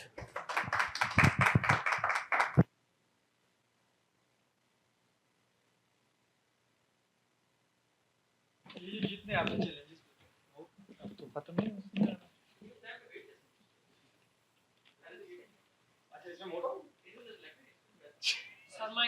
ये ओके। अच्छा, मैं आपने सब जो चैलेंजेस बता दिए कि चैलेंजेस इन पाकिस्तान करप्शन से लाकर या पे नेपोटिज्म पे ख़त्म, उसमें आपको कौन सा लगता है कि सिर्फ अगर वो चैलेंज हम कॉप कर ले तो हम कोई एफिशिएंसी लेके आ सकते हैं सिस्टम में? देखिए, मैं ये देखता हूँ कि अगर आपका project director, the one who controls your PMU, अगर आप उसको सही फाइनेंशियल और एडमिनिस्ट्रेटिव अथॉरिटी दें प्रोजेक्ट के हवाले से, तो चीज़ें बहुत बेहतर हो सकती हैं। अनफॉर्चुनेटली ये ऐसे नहीं है। अब आपका जो पीएमयू है या उसमें जो प्रोजेक्ट डायरेक्टर है, उसके ऊपर हमने कुछ मतलब जो एक टीयर्स हैं वो बिठाए हुए हैं। ओके, ठीक है, अगर हम उसको इंडिपेंडेंट कर दें तो बहुत सारी चीज़ें बेहतर हो सकती हैं। तो उसमें मेरा ख्याल यही है। राइट। जी ma'am. Like I'm a researcher, I'm working on public sector reforms. So I really learned a lot of things from you. Thank you. Specifically, आपने एक टॉपिक छेड़ा था, उसमें मैं आजकल पढ़ रही हूँ, IPPs, the role of IPPs, why we sign such a contract. So I find the debate quite partial, that we are blaming the IPPs without Yes. अपने आप को, without taking accountability of our own self. Yes. तो वो topic बीच में cut गया। I wish कि उससे मैं आप डिस्कस करूं कि हाउ यू कैन जस्टिफाई कि IPPs का जो कॉन्ट्रैक्ट था जो आप बात कर रहे थे। देखिए, IPPs there are several IPPs, या ठीक है ना, और वो मोस्टली पावर प्रोड्यूसिंग में ही और उन्होंने अपने प्लांट्स लगाए। अब देखिए, मैंने शुरू में कहा था कि जो हमारी उस वक्त हालत थी, हम 20-20 घंटे लोड शेडिंग, और हम सब ये कहते हैं चाहे आप कुछ भी करें हमें बिजली दें। देखें, अब कॉन्ट्रैक्ट जब हुआ ना, उसमें दो एलिमेंट थे। एक था पावर परचेज, ठीक है। अब फर्ज करें मैं बाहर से आता हूँ या यहीं लोकल में इन्वेस्ट करता हूँ, एक प्लांट लगाता हूँ, ठीक है, और गवर्नमेंट मेरे साथ एग्रीमेंट करती है कि जनाब आप मुझे हर महीने 500 मेगावाट की बिजली देंगे। अच्छा, अब मैं उनसे कहता हूँ कि जनाब आपके यहाँ दो सिस्टम है, बिजली आपकी फ्लक्चुएट करती है, गर्मियों में आपका जो वो है वो बढ़ जाता है, सर्दियों में कम हो जाता है। और गर्मियों में फर्ज करना अगर मैं आपको 500 मेगावाट दूँ तो आप मुझसे सर्दियों में 500 मेगावाट नहीं लेंगे, ठीक है। अब गवर्नमेंट की ये मर्जी थी कि जनाब मैं एक ऐसा एग्रीमेंट करूं कि मैं सर्दियों में उससे कम ले लूं, ठीक है, गर्मियों में ज़्यादा लूं। लेकिन मैं अब IPP कॉन्ट्रैक्टर हूँ, मैं कहूँगा कि जी मेरा इसमें क्या, मैंने कौन सा वो मेरे साथ क्यों ज्यादती कर रहे हैं आप, ठीक है। मैं इसका मतलब मैं आपकी जो सूरत हाल है उसका मैं जिम्मेदार तो नहीं हूँ ना, तो मैं क्यों उसका नुकसान बर्दाश्त करूँ। तो आप मुझसे सर्दियों में भी 500 ही लेंगे क्योंकि मेरी कैपेसिटी लगी हुई है, मैं वो जनरेट भी कर रहा हूँ। अगर आप मुझे कहेंगे तो मैं जनरेट करके दे दूंगा आपको, ठीक है। एक तो ये कंसिडरेशन। दूसरा देखें, ये होता है कि आप, अब ये तो नहीं हो सकता ना कि आपका मुल्क हमेशा इसी हालत में रहे, आपकी इंडस्ट्री ने ग्रो करना है, इंडस्ट्री ने एक्सपेंड करना है, आज एक एक अगले 2 साल के बाद 20 हो जाएंगी, ऐसे ही है। तो 20 के लिए ज़ाहिर है आपको इलेक्ट्रिसिटी तो चाहिए होगी ना, ठीक है। और जब ये उस वक्त लगे थे तो उस वक्त बड़े कम्पेटिटिव रेट्स थे। ये तो जब हमने इंडस्ट्री को एक्सपेंड नहीं किया, इंडस्ट्री को उन्होंने ग्रो नहीं किया इंडस्ट्री को, तो ज़ाहिर है अब वो उनकी जो कैपेसिटी है वो तो है जनरेट करने की, अब वो आप उनसे जनरेट करवा लें, आप उनसे बिजली ले लें, इंडस्ट्री लगाएं, वो आपको दे देगा, आपको कंपेटिटिव पड़ेगी, आपको जो रेट। अब इसका ये है कि जितनी ज़्यादा आप बिजली पैदा करेंगे उतनी वो कम आपको लागत आएगी, आपको सस्ती पड़ेगी। जब हमने ये देखा कि जनाब हमें तो सिर्फ घरों के लिए बिजली चाहिए, तो ज़ाहिर है अब वो उनकी जो कैपेसिटी है वो तो कहेंगे जी हमने तो आपको लगा कर ही यही दी थी कि मैं आपको 500 मेगावाट सर्दियों में भी दूंगा, गर्मियों में भी दूंगा, तो आप मुझसे लें ना।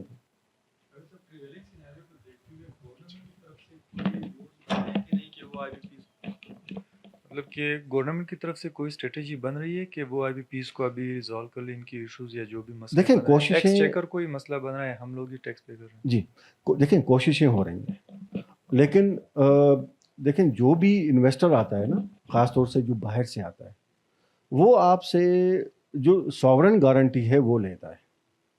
अब सॉवरेन गारंटी ये वो गारंटी होती है जिसकी गारंटी जो है वो इंटरनेशनल कोर्ट ऑफ जस्टिस देती है।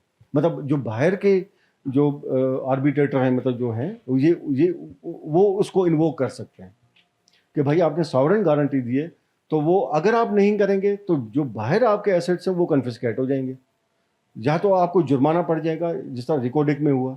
It was a billion dollars penalty, वो बड़ी मुश्किल से हमने मैनेज किया। फिर अभी रिसेंटली एक टर्किश कंपनी थी जिसको हमने वायोलेट किया और वो चली गई उसमें आर्बिट्रेशन में, फैसला उनके हक में हो गया, लेकिन उनकी मेहरबानी है कि कुछ ना कुछ करके उन्होंने कुछ बेहतर कर दिया था। तो ये है कि अब इसमें देखें हमारी अपनी कोताही है।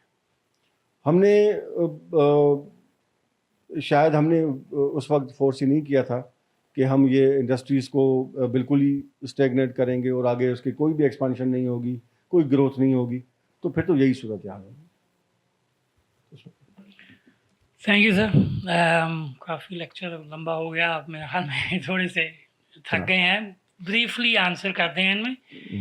ये बात वहीं पे आ गई दोबारा आर्बिट्रेशन की कि ये लीगैलिटीज़ जो हैं ये फॉरेन इन्वेस्टमेंट सेफ नहीं फील कर रही पाकिस्तान में।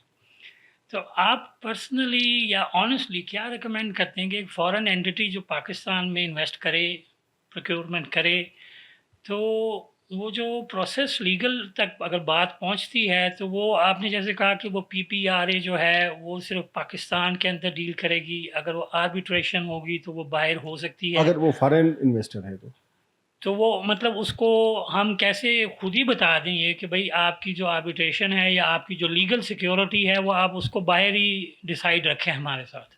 तो ऐसे ही होता है। मतलब उसको पाकिस्तान में तो जुडिशियल सिस्टम से कुछ नहीं मिलेगा। नहीं देखें, आप फर्ज करें जर्मनी से आप आए हैं जी, ठीक है, जहाँ पर आपने एक प्लांट लगाया है जी, ठीक है, आपने गवर्नमेंट ऑफ पाकिस्तान को कहा कि जी आप मुझे हर साल इसकी मद में इतने देंगे और मैं आपको ये चीज़ें जो भी होंगी वो मैं आपको दूंगा। गवर्नमेंट ऑफ पाकिस्तान आपको नहीं देती, ठीक है। अब वो